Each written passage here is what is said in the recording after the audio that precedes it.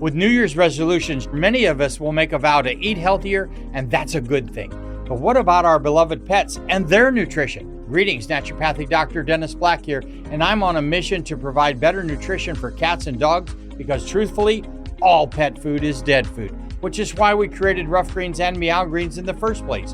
We bring their food back to life with live vitamins, minerals, probiotics, enzymes, omega oils, antioxidants, and so much more. All in a tasty formula that your dog and cat will love. You can improve your pet's coat, digestion, energy, and have less vet bills. Let 2025 bring a new year and a new pet. Get a Jumpstart trial bag, normally $20. Get a 100% discount with promo code BESTFRIEND. You just cover the shipping.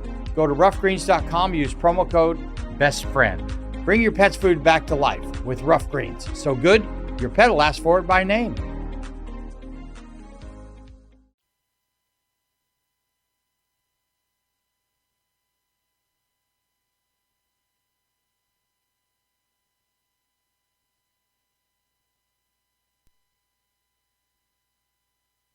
I have come here to chew bubble gum and kick ass.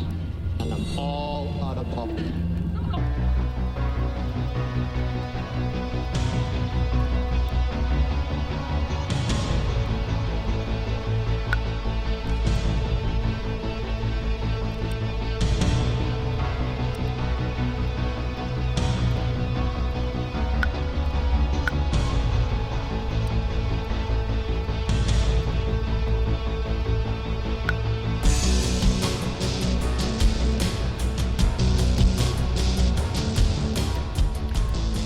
Well, this is going to be an interesting show tonight on any number of levels.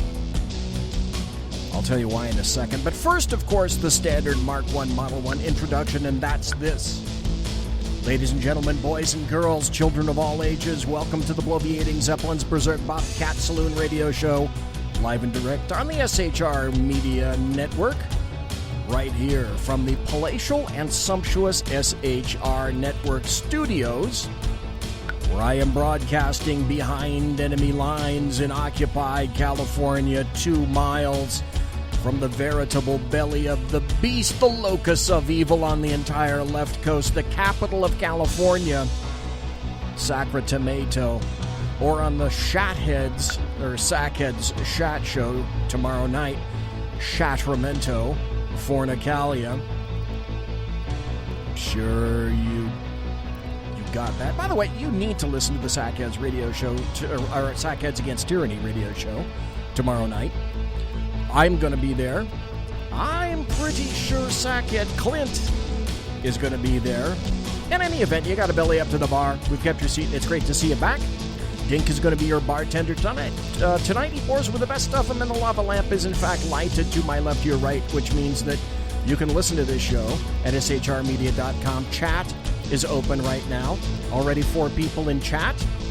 And also, if you want to watch the show, you can go to the SHR Media Facebook page, broadcasting and simulcasting live there right now. And or you can go to the SHR Media YouTube channel, where we are live simulcasting video. If you want to see what the fat guy looks like. Or if you just want to listen, that's okay. Because if you want to listen and chat, here's the thing. You may go to YouTube, you may go to Facebook, and I always get people that chat there. And I ask, because I cannot monitor those areas, I stay in the SHR Media chat room, which is open right here. And so thanks to Murray Brockman, thanks to Traveling Cynic, thanks to Mike, thanks to Whiskey Dale, thanks to me, which may be actually me because I haven't logged in yet. I was behind the power curve again tonight. First. It is Tuesday. It is May 22nd, the year of our Lord, 2018. And tonight, for the first hour, my very special guest is going to be Carrie Baxter Donovan, BZ's very own East Coast political goddess. She writes and blogs and has great articles, and we're going to chat with her tonight about mostly about what she has written, but also the Chinese apparently have condemned the United States to "May you live in interesting times," which is, my understanding, the nice way of the Chinese to say, blow me. And so, yes, we consider ourselves, well, wait. I know who it is.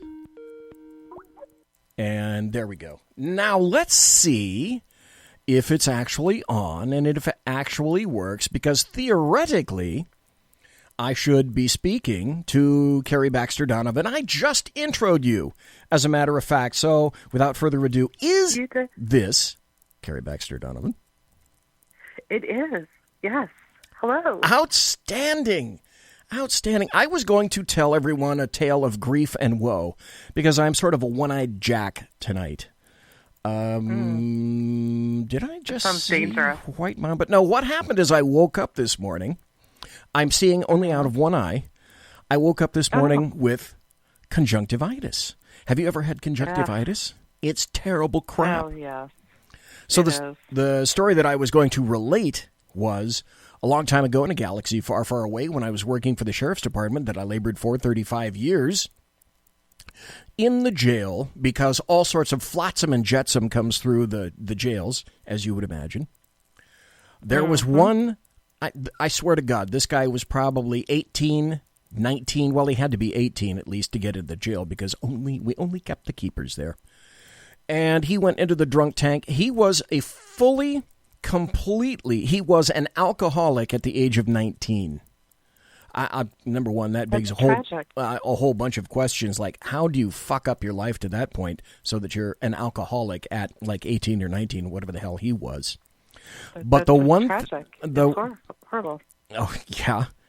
But back then, we did things a little differently. Today, everyone, and I mean everyone, in every jail across the fruited plain wear blue latex gloves when coming in contact with prisoners at any and all times. Well, fat, dumb, and happy, all of us jailers back then, we were deputies, but we were in the custodial area at the point. You do that, you go through custody early in your career. And so I happened to grab this guy, took him down the hallway, and launched him into the F-tank for the code in California for 647F, which means drunk in public. So we have an F-tank, which is padded so that people sober up. You're going to be in there a minimum of 4 hours. If it's a busy night, you could be in there for like 10 hours before you get your butt kicked out. And you get 849 bead, which means basically you sober up. They don't even issue you a citation, and they release you. Well, this guy, at this age, 18 or 19, only upon further examination did I see, after he plopped himself down in the drunk tank, that both of his eyes were slammed shut and covered with green. I won't even hazard a guess as to the word, but basically, after having done my backgrounding, he had one of the worst cases of conjunctivitis I'd ever seen. Well, let's see. Let's let 2 days pass. After 2 days, BZ wakes up and can barely open his own eyes, but he's young, so he has to go to work. And I worked in With New Year's resolutions, many of us will make a vow to eat healthier, and that's a good thing. But what about our beloved pets and their nutrition? Greetings, naturopathic Dr. Dennis Black here, and I'm on a mission to provide better nutrition for cats and dogs because truthfully, all pet food is dead food, which is why we created Rough Greens and Meow Greens in the first place. We bring their food back to life with live vitamins, minerals, probiotics, enzymes, omega oils, antioxidants, and so much more. All in a tasty formula that your dog and cat will love. You can improve your pet's coat, digestion, energy, and have less vet bills. Let 2025 bring a new year and a new pet. Get a Jumpstart trial bag, normally $20. Get a 100% discount with promo code BESTFRIEND. You discover the shipping. Go to roughgreens.com, use promo code BESTFRIEND. Bring your pet's food back to life with Rough Greens. So good, your pet will ask for it by name. If you're a maintenance supervisor for a commercial property, you've had to deal with everything from leaky faucets to flickering light bulbs. But nothing's worse than that ancient boiler that's lived in the building since the day it was built, 50 years ago. It's enough to make anyone lose their cool. That's where Grainger comes in. With industrial-grade products and dependable fast delivery, Grainger can help with any challenge. From worn-out components to everyday necessities. Call, click Grainger.com, or just stop by. Grainger, for the ones who get it done. Patrol that night, which was in control of the jail, all the telephones, telegraphs, all the elevators, etc. And I had to squint because my eyes were likewise covered with green, I don't know, fill in the blank. And so it was hearkening. Yeah, it was hearkening back this morning when I woke up and could see just fine out of the left eye. And the right eye is just slammed shut. So I am a functioning... I'm so sorry to hear this. Oh, I'm a functioning, you sound good. Single-eyed guy. You sound good. You get all your vocal cords going, but I'm sorry to hear that. Thank you. All I can say is it was hell driving here, because one side is just nifty peachy, and the other side, it looks like you're looking through the windows that cover a bathroom, that are obscured, and you purposely can't see into the bathroom. That's what looking through this right eye is like at this time. But enough about me. What about you?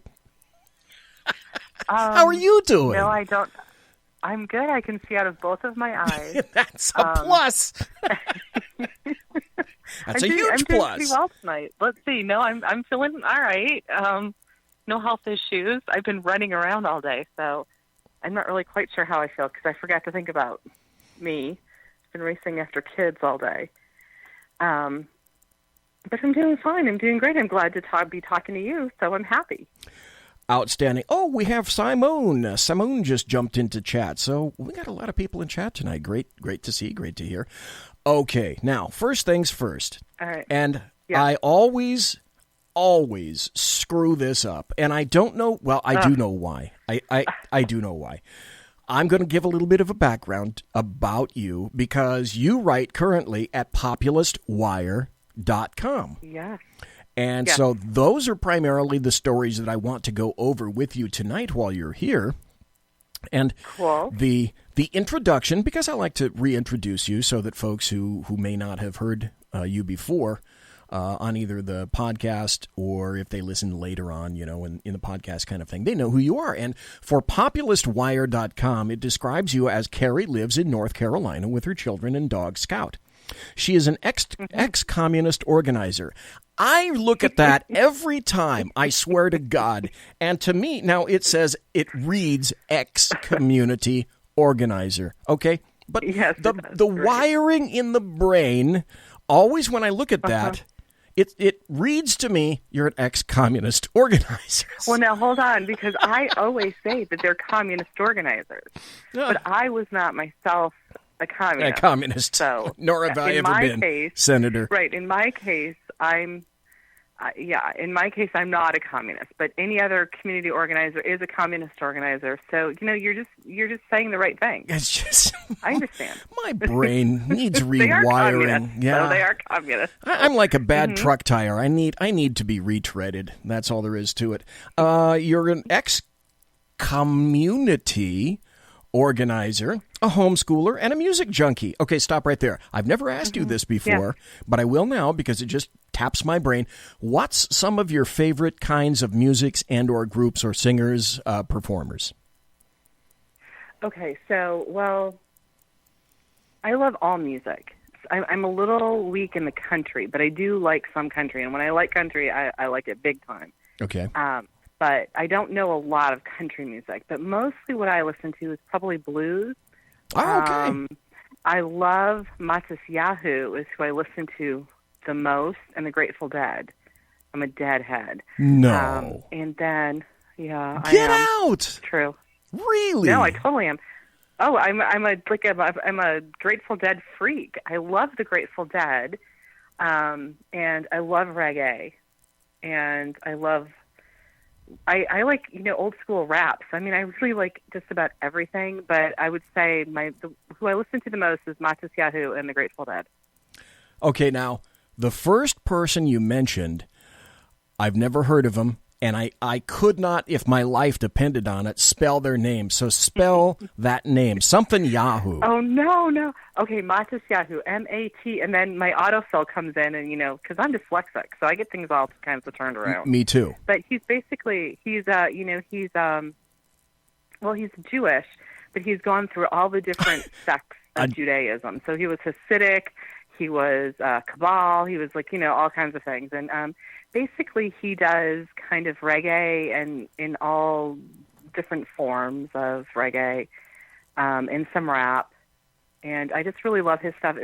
It's spiritually based, in Judaism, but it is also just really cool and fun and funky. And he's a little, he did a lot of drugs. So you can tell by his music. Okay. Matas Yahoo, Matishahu. No, I don't know. That's not right. I can't spell. I'm dyslexic. I get it all backwards. Wow. Okay. That's why I say put the sexy in dyslexia. But he's a blues player, is what you're saying. Well, he does some blues. He's kind of like a Trombone Shorty, who is another one of my all-time favorites. Okay. He does his range is all over the place.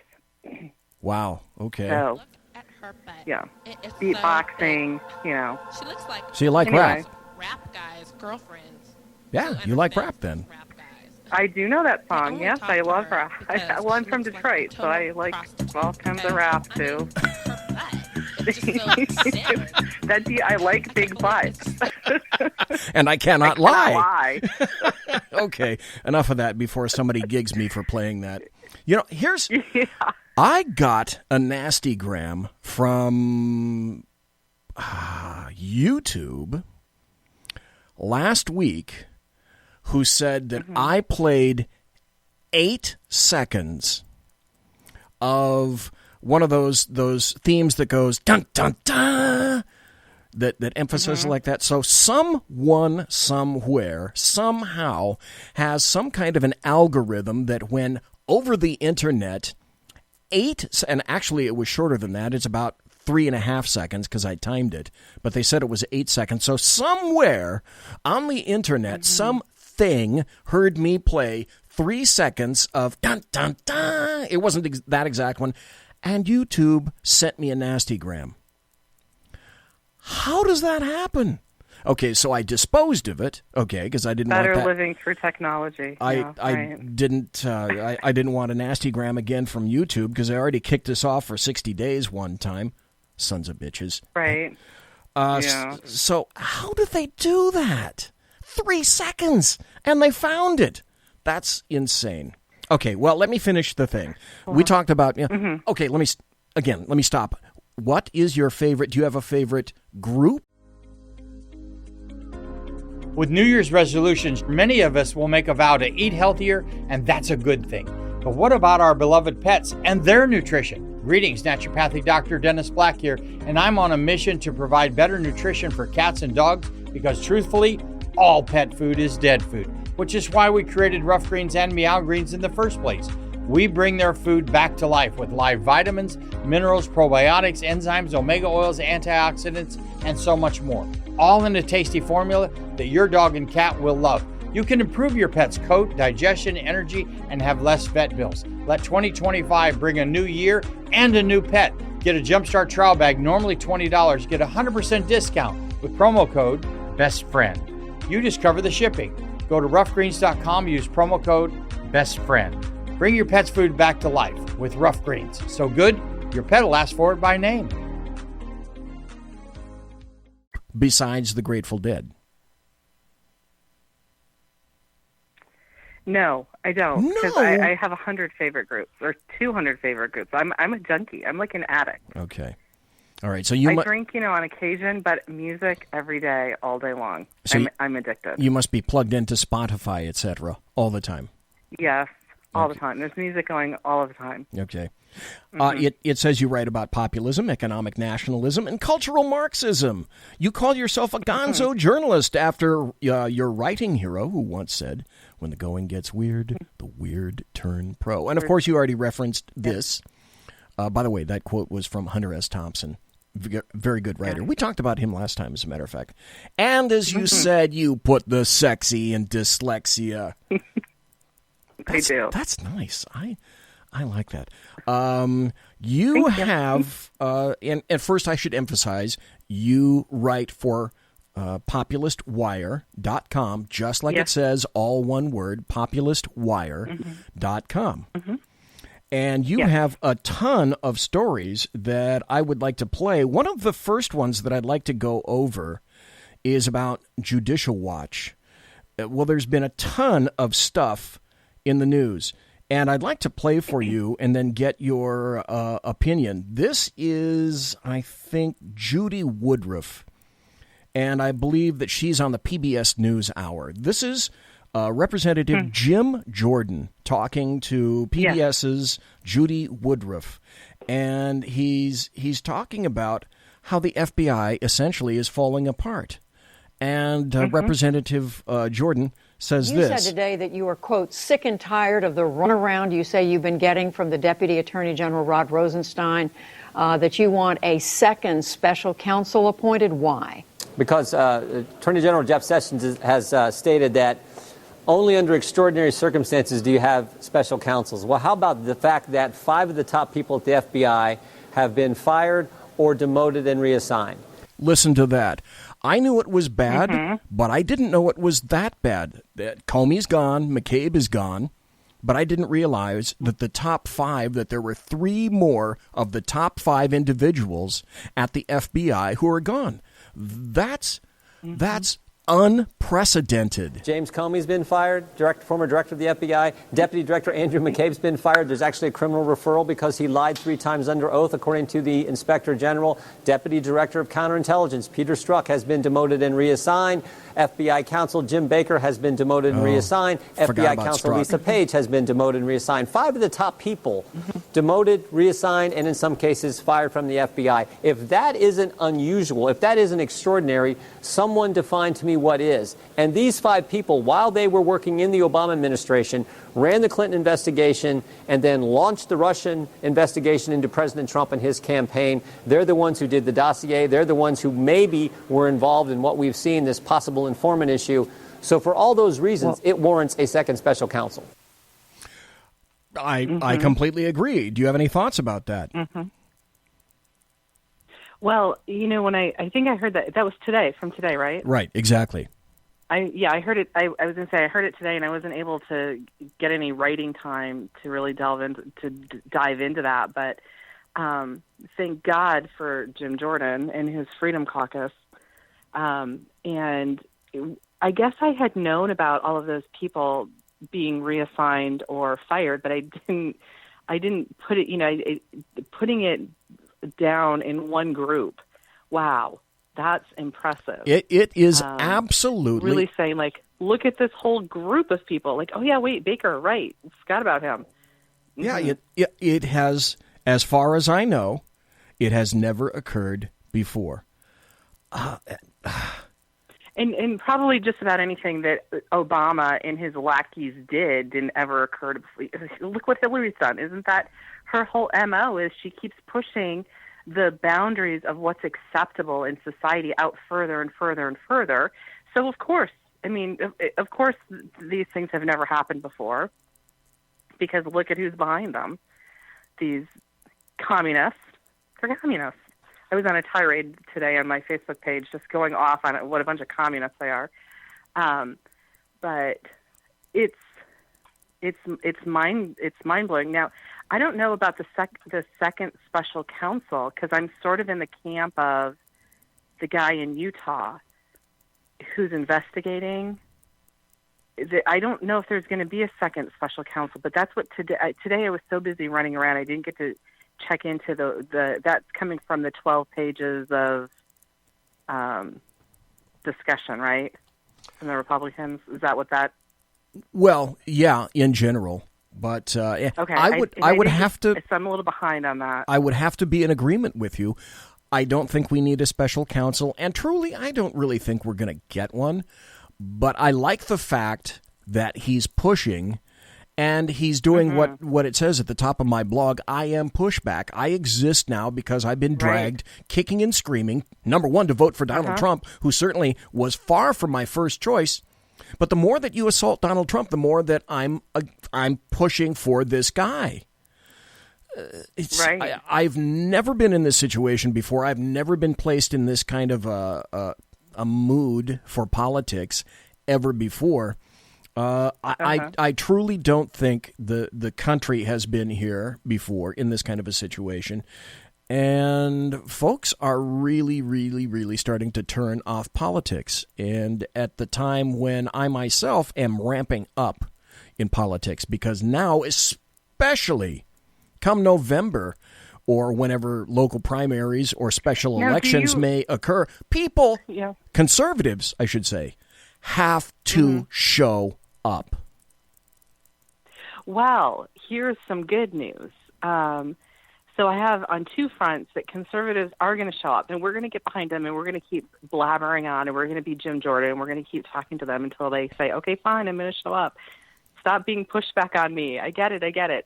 But the hits that my articles are getting tells me that people, you might feel that people are turning off politics, but they're reading and interacting online more, I think, than ever before. When I look at the stats for my articles, it blows me away how many people are reading my articles. Now, and it's not because I'm a rock star. It's just, I think, because people are really hungry for this intrigue. It's better than a Tom Clancy novel, and I think some of that might be a little orchestrated. And if it is, I'm not going to complain about it, because I think kabuki theater, hey, if it works for the Democrats, it can work for us. Get those people to the polls, right? So I like political theater, so I'm not going to complain. It is. But I think some of it is a little. It is theater of the absurd. It's kabuki theater. It's all of that wrapped up in one. Well, let's start tonight. We got about 6 more minutes before the bottom of the hour break.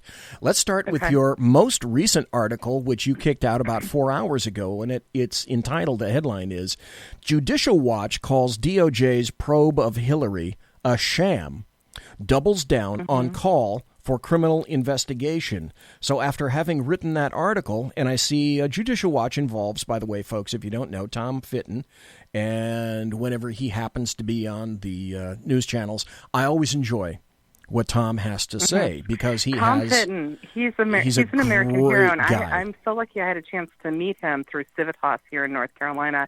Had him at one of their conservative leadership functions, and so I got to hear him, and then I got to meet him afterwards.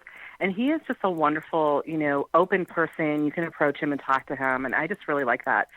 So personally, I really like him. I think he's an American hero for what he was doing, and he was really trying to encourage us as activists to get our own, Freedom of Information Act lawsuits going, because that's really, what he does. Excuse me. But at the time when he was speaking, so it was a little over a year ago, and I was so excited because he actually reposted it on his timeline within the last week, his discussion in North Carolina. I'm like, I was there. That was awesome. Anyway, at that point, he was very downbeat. He was very downcast. He really was kind of feeling beaten, and he was basically saying they're going to come after Trump and they're going to throw everything but the kitchen sink at him, and he's probably not going to win. But we need to keep showing up, and we need to keep pushing and using every platform we can to talk about these issues. And so I see him as instrumental in what's going on, and there's a lot of people I think who are instrumental. Jim Jordan, and my favorite, Steve Bannon, I still say is instrumental. I think that there are a lot of people doing a lot of things, pushing back. But Tom Fitton has it so well organized with that Judicial Watch. If you go in and you look at one of his press releases, oh my gosh, there's so much information. I love writing about Tom Fitton and Judicial Watch because he really knows what he's doing. He is such a reliable source for us. Here's one thing that I learned last time after listening to you, and you mentioned the fact that you wonder why more people didn't do this. You receive a lot of promos and announcements, official announcements from all sorts of arenas in the political world, and you hoover that stuff up like nobody's business, and you've made some rather startling discoveries out of announcements just like that. Another guy, by the way, that I admire is Jay Sekulow of ACLJ, the American Center for Law and Justice. I think Sekulow and his group, they do great work, too. But let's go back to Tom Fitton. Let's go back to your article. Let's see, because we have about 3 more minutes before the break.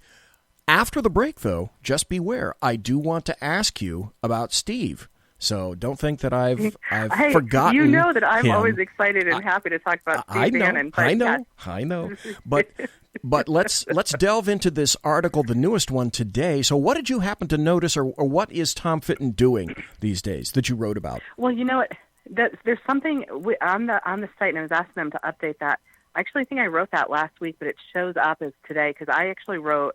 Since then, I've probably written 10 or 12 articles. Okay. So I'm trying to remember. I'm trying to go back. Let me start it for you then. So he was talking about the emails, I think, right? Right, the Huma Abedin emails. Huma Abedin, and I think that he's the one who originally turned that story over, right? If I remember correctly, because I think about 6 months ago-ish, did I write? Oh, okay, that's right. I was writing about how he was saying that he wanted a criminal investigation into, they had gone and discovered all of those emails because of Huma sharing a laptop with Anthony, her husband, Anthony Weiner. And so he is the one who has really been pounding that he wants a criminal investigation into Hillary. And he brought that up again last week when it came out that Anthony Weiner's indictment had been unsealed. And on that day, he went back again and he said, I want a criminal investigation into Hillary's email scandal, because he says that within all of that classified information and all of those things that Huma had been collecting on that laptop, that those are all of the emails that Hillary lied and said she didn't have access to, or she had lost, or whatever her 1000th excuse was. In the article, I think that he's the one who really started the buzz about that. In the article, it says, Fitton said that Weiner was involved in, quote, stuff that made these classified documents at risk. We know that. Why was Hillary left off the hook? They left this classified info on the Internet equivalent of a public park bench, said Tom. Park bench. That's why I love I love Tom Fitton. He just throws stuff like that. That's a killer quote. That's Isn't it? Gold. Right there. After that, now let's see. I'm going down by the top. What's your most recent article that you remember? Because now it indicates about 11 hours ago at the top of your section under Populist Wire. The other article that on my Facebook page, I'll put them all. I just wrote an article about Al Green, who admitted today on C-SPAN that any Democrats who they get in their blue wave, that they're going to go after impeachment for President Trump. I think that was my last article that I wrote today. Okay. Hold that thought. And then I wrote another one. Hold that thought. We're going to go to a break. And when we come back, I'd like you to give us maybe a Steve Bannon update. And then following that, I'd love to hear about your insight into Al Green. So, folks, we are listening to my personal East Coast political goddess, Carrie Baxter Donovan, live here on BZ's Berserk Bobcat Saloon radio show.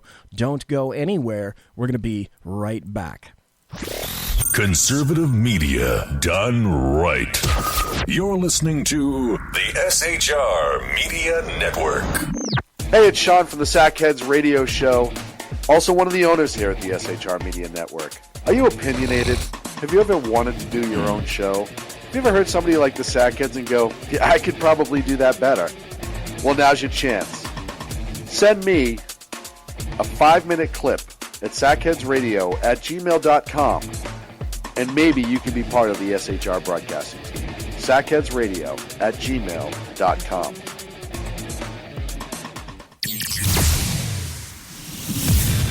Broadcasting behind enemy lines in occupied California, a mere 2 miles from the state capital, the bloviating Zeppelin's Berserk Bobcat Saloon radio show can be heard every Tuesday and Thursday night at 8 p.m. Pacific and 11 p.m. Eastern, only on the SHR Media Network. Go to shrmedia.com to listen. You can also watch on the SHR Media Facebook page and the SHR Media YouTube channel. No goldfish were abused in the making of this ad. When dirty politicians, shadow governments, and deceptive Islam blind the world with fake stream media smoke, their only fear is one man with a cane. I'm Dave Milner. Join me through SHRmedia.com, HighPlainsTalkRadio.com, and the Western Free Radio Network at Spreaker, YouTube, and iTunes for a different perspective weekly on the Unpleasant Blind Guy. And catch me on Jeff Mitchell's EDL Radio on BlogTalkRadio.com. There's no surrender ever, because truth is not always pleasant. Hey guys, it's Sackhead Clint. I'm excited to tell you about a brand new show here on the SHR Media Network. I'm teaming up with the one and only all-powerful, the bloviating Zeppelin, sitting here to my left, bringing to you a fresh new show here on the network. It's Against Tyranny. And we'll be picking up where the Sackheads left off. Excited to be with you, sir. Sackheads Against Tyranny. We're going to chat. We're going to chat Wednesday nights. SHAT. Sackheads Against Tyranny. Wednesday night, 11 p.m. Oh, it's the same time, right? 11 p.m. Eastern, 8 p.m. Pacific. Same SAC time, same SAC channel. SHRmedia.com. See what I did there? It's your business diva here, Melanie Collette. I am inviting you to a front row seat as I discuss some of the most intriguing details of wealth and finance with today's movers and shakers in the world of business. Listen in and discover financial truths on a global, domestic, and household scale. Uncover topics that will impact your wallet today and in the future. Money Talk with Melanie airs Monday through Friday, 5 p.m. East, 2 p.m. West, right here on SHR Media and High Plains Pundit Talk Radio. You can't afford to miss it. Human by race, Christian by faith, American by nationality, and conservative by choice. Reverend Ralph J. Chittum Sr. is the right guy on SHR Media from 8:05 to 9 p.m. Monday through Friday. And if on the rare occasion I am ever wrong, I will still always be right. The right guy on SHR Media. Hey, this is Michael Wright. And I'm Shannon Wright. Join us for The Right Way with Shannon and Mike, Monday through Thursday from 7 to 9 a.m. right here on SHR Media. Why are they joining us? For fun things like sports, politics. Oh, maybe some news and entertainment? And all kinds of other things. Money and recipes and events, all kinds of stuff. Yeah, so join us Monday through Thursday, 7 to 9 a.m. here on shrmedia.com. Hey, BZ. So the plan's working. You got rid of Sacco. Sean is now stepping away. I never even saw him. And I know, and insidious. You know, we talked about this for for the last 3 years, and finally coming to fruition. You know, I'm still in the room, right? It's almost like he's here still. Did you hear that? Yeah, it's kind of. It's amazing. It's kind of at you. It's kind of eerie. Kind of a poltergeist. Like a poltergeisty thing. Yeah, Sackheads Against Tyranny. You're listening to the SHR Media Network. You are listening to the SHR Media Network. One-Eyed Jack is operating the board tonight. I can see the damn board real well, but can I read my computer off to the right? Hell no. So I hope that I don't make other mistakes like I did earlier in the first segment where I called Carrie Baxter Donovan, who is our special guest tonight, a communist organizer, when in fact, no, she's a community organizer. Good God, BZ, wise up, mister. Okay, I went to your Facebook page, and I did find your most recent writings. So whoever's updating populistwire.com, they need. Okay, I was going to recommend a throat punch. That's a little severe, so I'm going to back off that. I'm going to chill on them because I think both of them are with their girlfriend on vacation. Okay. So I'm not going to do any throat punching at this moment. All right. I'm going to kind of chill. Okay. Well, see, that's where I like to go to find out all the newest stuff that you've written. Yes. So I learned something today, which is, no, don't go there. Unless I want to read your intro. I'm going to go to your Facebook page because that's where your most recent articles are. And so, okay, I found the one now about Al Green. Now, tell us about this Al Green guy, because I'm familiar with the Al Green that went in the 70s, who was the soul singer, and this ain't no Al Green like that guy. By the way, Al Green, folks, if you, I hesitate in saying this, go to your favorite search engine and put in Al Green, and then prepare to recoil in horror when you see this guy's face. My God. He's a bit furry looking. This has to be... Al Green is He's the ugliest guy in politics. My God.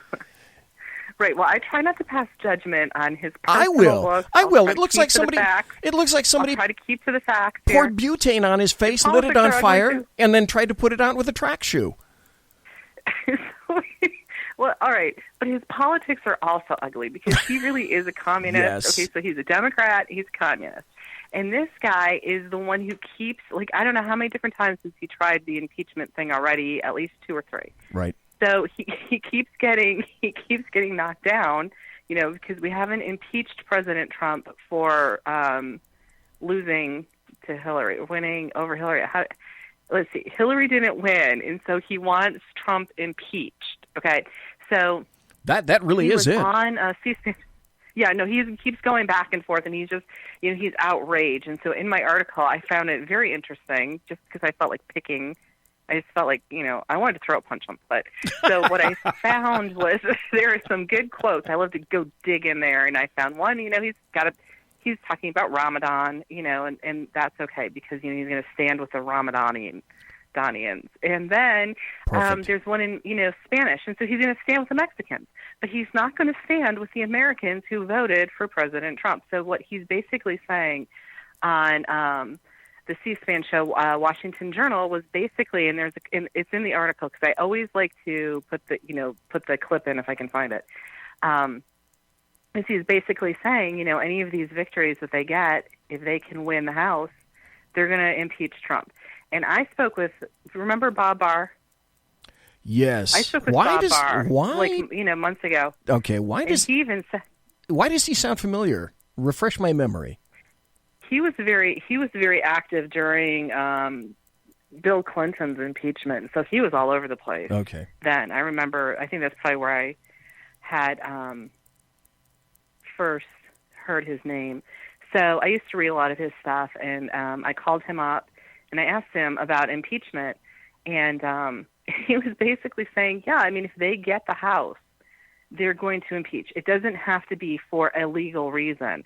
That's what we're up against. That's where they're going. Yeah, they don't care. And so this Al Green creature, this person, I'm going to watch my mouth and say he basically at this point, like, it's every representative's right to basically, you know, storm up and down all around about impeachment, which is just batshit crazy.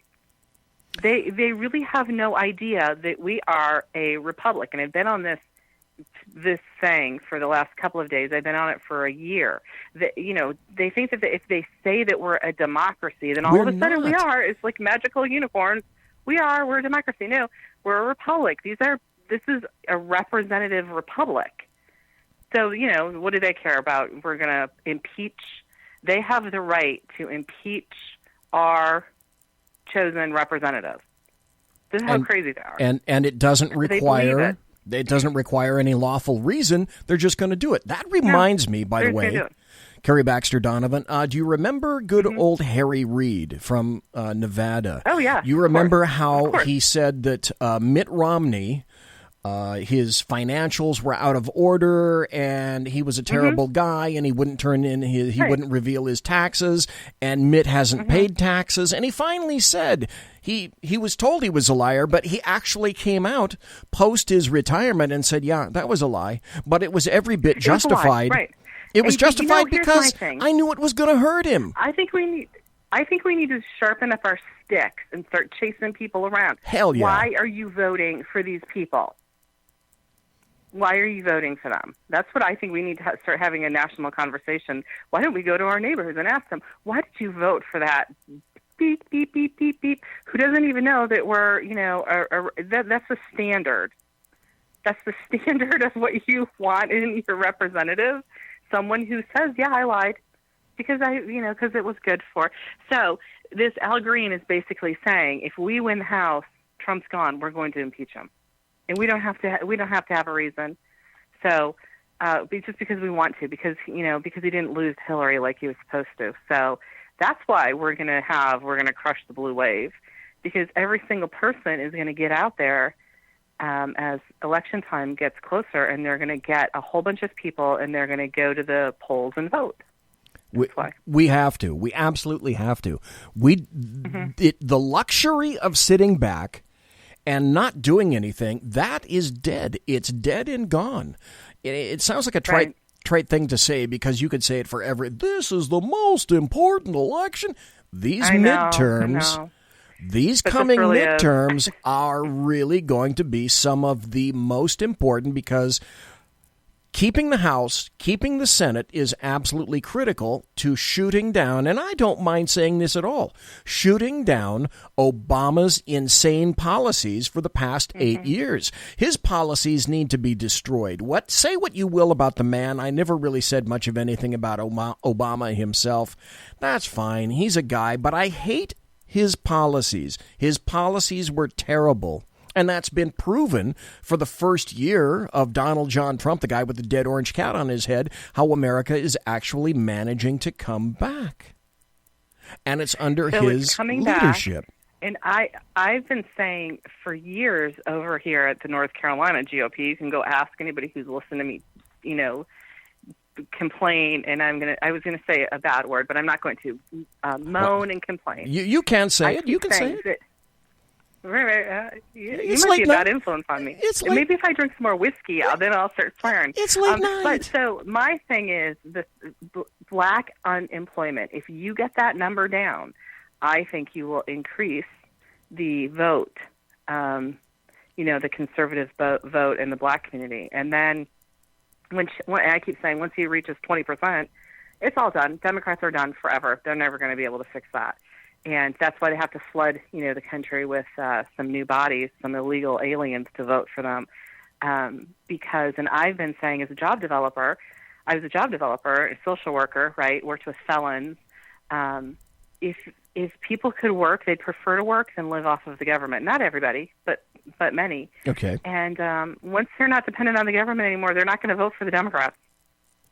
Well, we already know that the number of blacks employed under President Trump going up. The number of Hispanics employed going up. They're having employment numbers better than they've seen in literally decades. Which is why the Democrats are panicking and trying to figure out how can we let felons vote. And probably Trump will probably even win over the felons. How can we get Hondurans to vote? So, that's what they're reduced down to. Hell yeah, we need MS-13 to vote. How can we get MS-13 to come in to vote for us? Everything that leftists, Democrats, and the American media maggots are trying these days, it's like water off a duck's back. And, when Donald John Trump said in 2016, I've been wiretapped, what he meant to say was surveilled. He doesn't know the proper language. And that's true. When there are people inside his campaign, well, it's true. When the FBI and the alphabet agencies are after him, well, it's true. When he says Clapper lied, it's true. When he said John Brennan lied, it's true. When he said James Comey lied, it's true. It's coming to be all true. It's water off a duck's back. Here's more stuff from Stormy Daniels, by the way. Her lawyer now faces big scrutiny after that firm was ordered to pay $10 million. The guy's name is Michael Avenatti. His law firm was ordered by a judge to pay $10 million to an ex-colleague. And Avenatti was interviewed on all the news shows, all the left-wing news shows, 147 times in 10 weeks. It's just completely outrageous. But that is what That's twice a day. The propaganda media has been, and they need to have their nose just rubbed in it like, the dog crap that they've created. This is what you've done. Yeah. This is who you are. It's and not I working. have been sending notes to President Trump. I think I deserve a White House press credential. Those people act like animals. They're yelling and screaming at the President of the United States of America. They can't even act proper, and they don't even represent people who are putting out any type. There's no news in anything that they're putting out. Oh, but it's been that way for how long? We've been complaining about the media for 20 years. Well, yeah. But it's gone absolutely overboard. Now they're just out. It's just completely out. They're total propaganda, and it doesn't have to be based in truth at all, like Harry Reid. Yeah. Or Al Green. See, here's the thing with Al Green, though, to get back to that, is, okay, number one, they have to retake the House. So let's for a second theorize, say, okay, they've taken the House. And let's say they squeak by an impeachment vote. Well, it still has to go to the Senate. And the Senate is going to be held. No matter what anybody says, the Senate is going to be held by the Republicans. Well, if you have senators like my senators here in North Carolina, Burr and Tillis, then I wouldn't count on those two to do anything to help a Republican. And I've met both of them. Oh, that's and great looked in their little beady eyes in North Carolina. And, so I think that's why pretty much people assume that, he'll be removed from office as well, because, we're going to count on our senators. Well, I think you also have to have at least a minimum 2/3 vote of the Senate to do that as well. I just don't think the votes are there. Number one, I don't think they're going to get the House. And number two, I don't think they're going to get the Senate. Because the deal is, at this point, especially, oh my God, because I forgot this into the mix. Trust me, Carrie Baxter Donovan, the East Coast political goddess of the bloviating Zeppelins, Berserk Bobcat Saloon radio show, heard every Tuesday and Thursday night, right here, live and direct in the SHR Media studio. I am Carrie Baxter Donovan. I am going to get to Steve Bannon in just a moment. I talk about him. I will get I haven't gotten to talk about him for so long. I'm just I just want to talk about him. Well, what the hell? What the hell? Right. Let's do it right now. What's up with Steve Bannon? He's disappeared. Okay, now, first of all, I don't read about it. I have to preface this by saying I don't actually have a personal connection with Steve Bannon. Okay. So as much as I hate to admit that, he's on your Facebook page though. You've got great photographs of him. Hey, speaking of which, I have met him. Speaking of which, I did photograph him. Can I back up just for a second? I've gone to your Facebook page, and I had to find it and then bookmark it in this computer that I can't see out of my bad right eye to my right. However, earlier today, I did go to your Facebook page, and you have a ton of photographs in there. And I just want to say one thing. Yeah. Obviously, you're a DSLR carrier, because I think you've got a Canon something or other. I couldn't read what it was. But I have to say, you take really good photographs. I like your eye. I like your sense of composition. I like the way that you use depth of field when necessary, how you limit the depth of field and expand it. So as one person who's been taking photographs for a long time, I just want to say, as an aside, I admire your skill, your photographic skills. I just had to say that because I saw that today. You know what? I really appreciate that. Thank you so much. That is exciting. I have two Canons. I've got a D5 and a D6. Okay. Or is it 6D and 5D? See, I'm dyslexic. I don't know. D6, D5, 5D. Whatever. I have a 5 and a 6. And a whole bunch of different lenses, and I just kind of goof around and play around with it. And I was able to photograph Steve Bannon 2 times or 3 times, and that is thanks to Ken. I love him, and his exceptional conservative network. And Black Americans for a Better Future with right, I saw that meeting. Group of people. Mm-hmm. Yeah. And so I have met him. I did meet him, and I knew I'd have about 10 seconds to talk to him. So I quickly said, because I was nervous, I quickly said to him, "Hi, Steve Bannon. I am Steve Bannon fangirl." And he said, "I have a fangirl?" And I said, "Yeah, it's me." Maybe he said, "Hey, I like fangirls." And I said, or he might have said, "Hey, I like that," or something like that. And then I said, "Then we're off to a good start." And then somebody came up and wanted to get their photo with him. And then I photographed him at another event, and I was trying to get an interview. I really do want to interview him on China, which I'm fascinated with, and his economics and stuff like that. But I wasn't able to actually talk to him in person, although I did photograph him and videotape him and sat 3 feet away from him for, I don't know, an hour and a half. And then I met him again, I think. Anyway, so, but I don't actually have his phone number or anything. I can't actually call him. Damn! That's just in my fantasy. But I think I know him like the back of my hand because I have been following his career for a very long time, since back in Andrew Breitbart days. I'll tell you what, So, if I ever come across his phone number and I can get it and somehow it crosses the BZ desk, I will send it to you. Yeah. You will be the first I would person never call him. Are you kidding? that I will He send would- it to.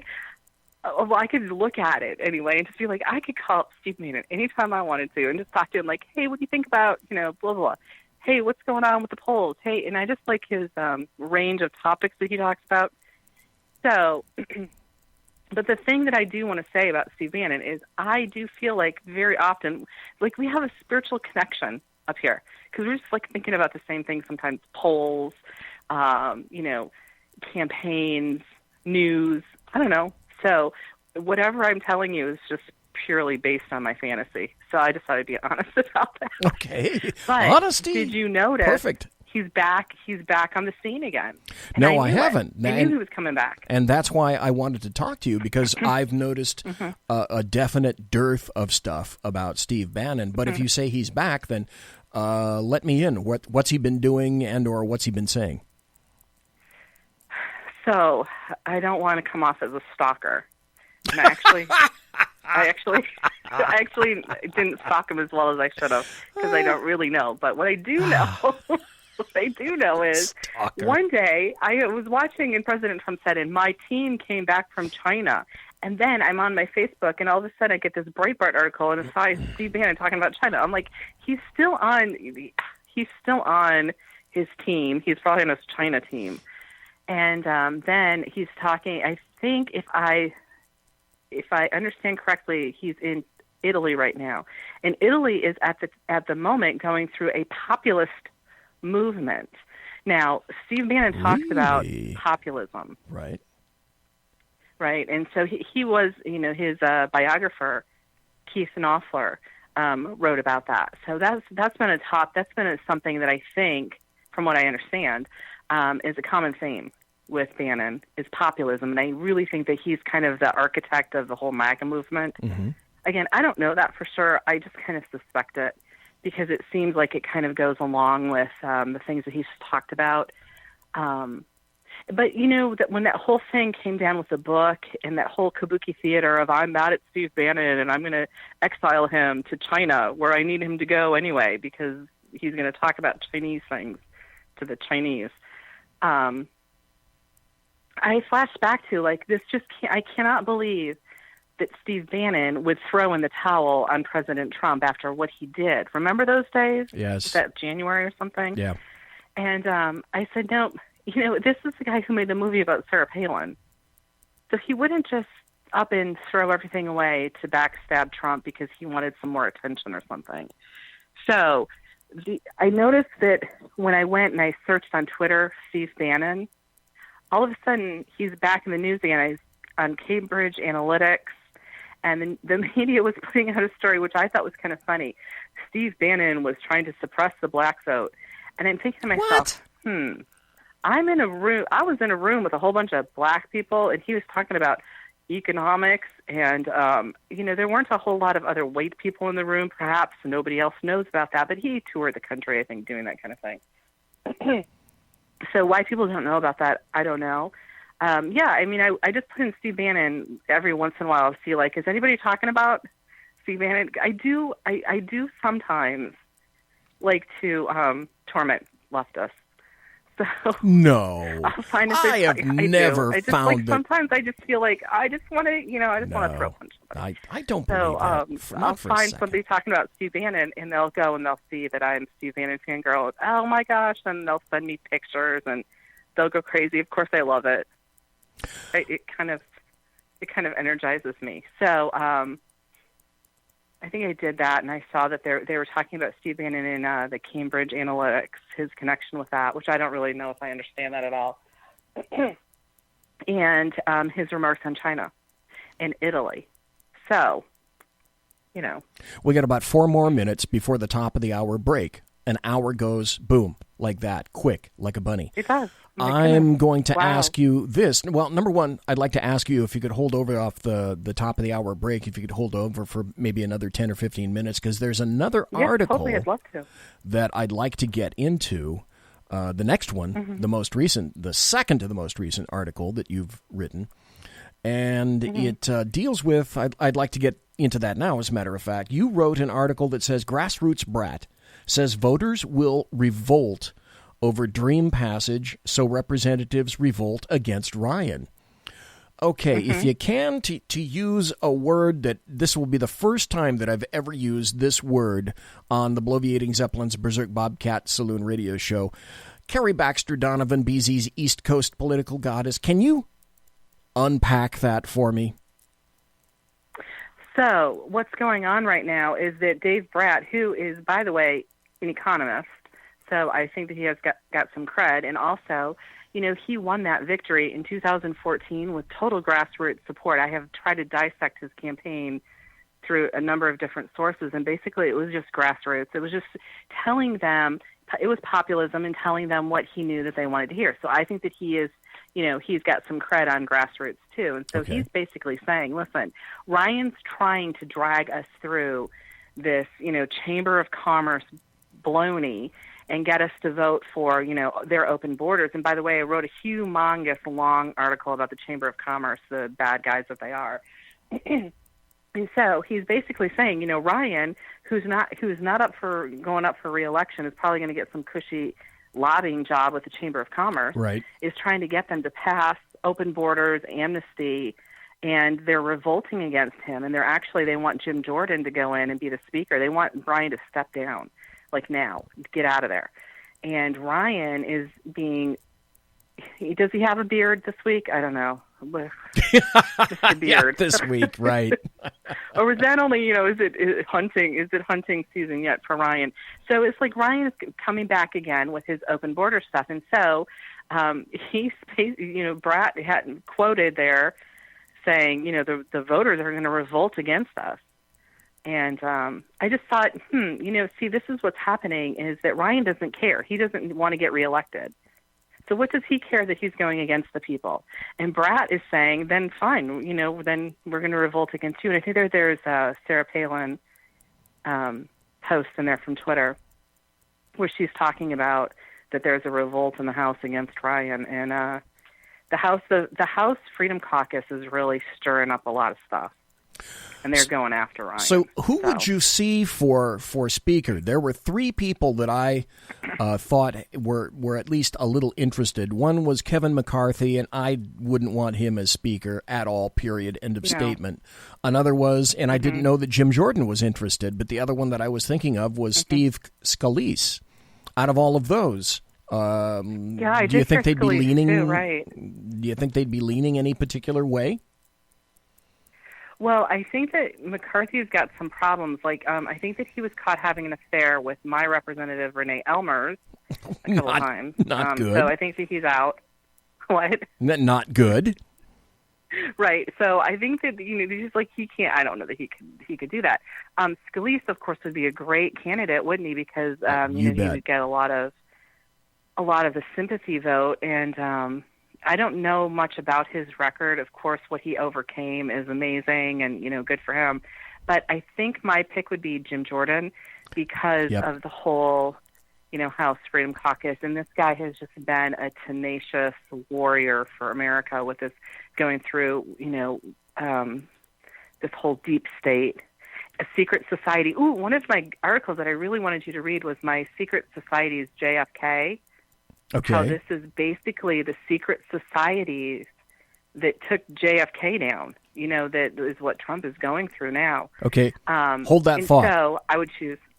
Hold that thought, because I got to go to a break. But, however, since you've agreed to come back, we'll spend about 4 minutes doing some promos here at SHR. And when we come back, then I've put all the other stories aside. Now that you've said that, I want to hear what you've written and what you think about a secret society and JFK. To me, that sounds pretty intriguing. So, folks, we are talking to BZ's personal East Coast political goddess, Carrie Baxter Donovan, live and direct from the SHR Media Studios. It's the Bloviating Zeppelin's Berserk Bobcat Saloon radio show. Don't go away. Conservative media done right. You're listening to the SHR Media Network. Hey, it's Sean from the Sackheads radio show. Also one of the owners here at the SHR Media Network. Are you opinionated? Have you ever wanted to do your own show? Have you ever heard somebody like the Sackheads and go, yeah, I could probably do that better? Well, now's your chance. Send me a 5-minute clip at sackheadsradio@gmail.com, and maybe you can be part of the SHR broadcasting team. sackheadsradio@gmail.com.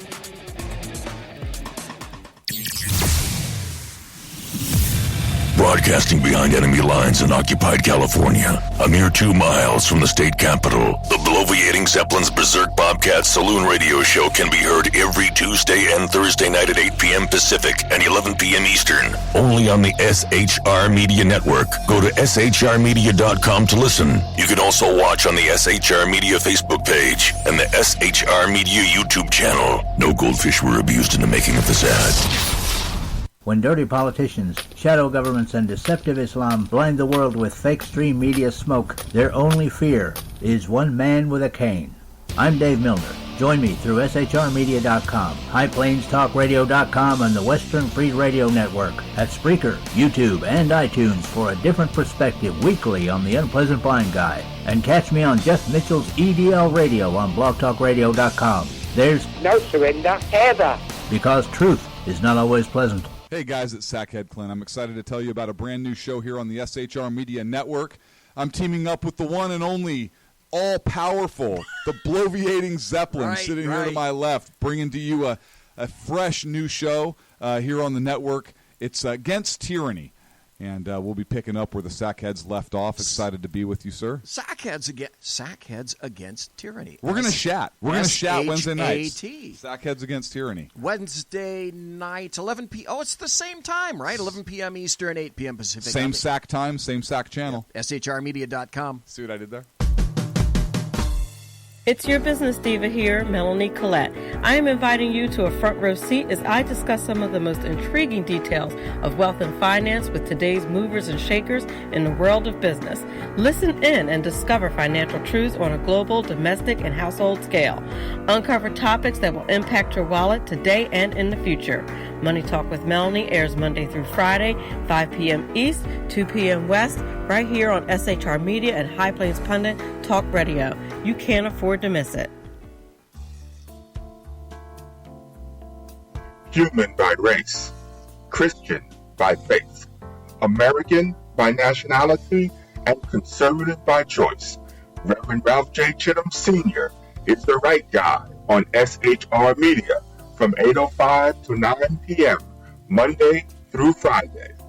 And if on the rare occasion I am ever wrong, I will still always be right.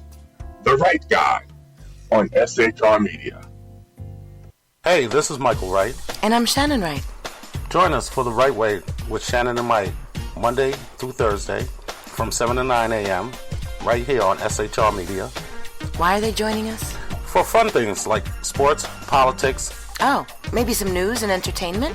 And all kinds of other things. Money and recipes and events, all kinds of stuff. Yeah, so join us Monday through Thursday, 7 to 9 a.m. here on shrmedia.com.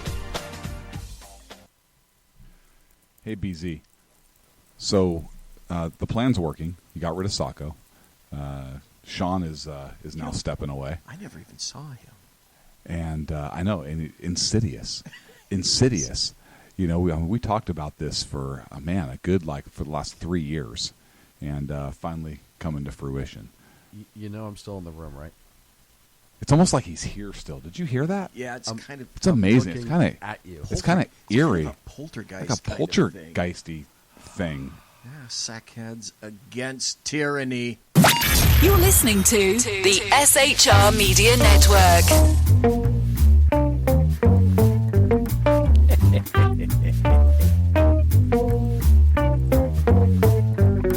just like listening to this.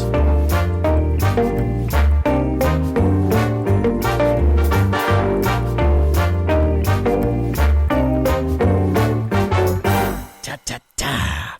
Folks, boys and girls, ladies and gentlemen, children of all ages, we are back for the third segment going into the second hour of the bloviating Zeppelin's Berserk Bobcat Saloon radio show live and direct on the SHR Media Network. We're talking to the very own East Coast political goddess, Carrie Baxter Donovan, who writes at populistwire.com, and that's where you can find all of her good articles. Now, she kind of teased us a little bit, kind of teased old BZ a little bit with a story about a secret society and about JFK, and perhaps how something similar to that is occurring now with Donald John Trump, the guy with the dead orange cat on his head. So, okay, spill, Carrie. Now, what's this deal about a secret society and JFK? You got me curious.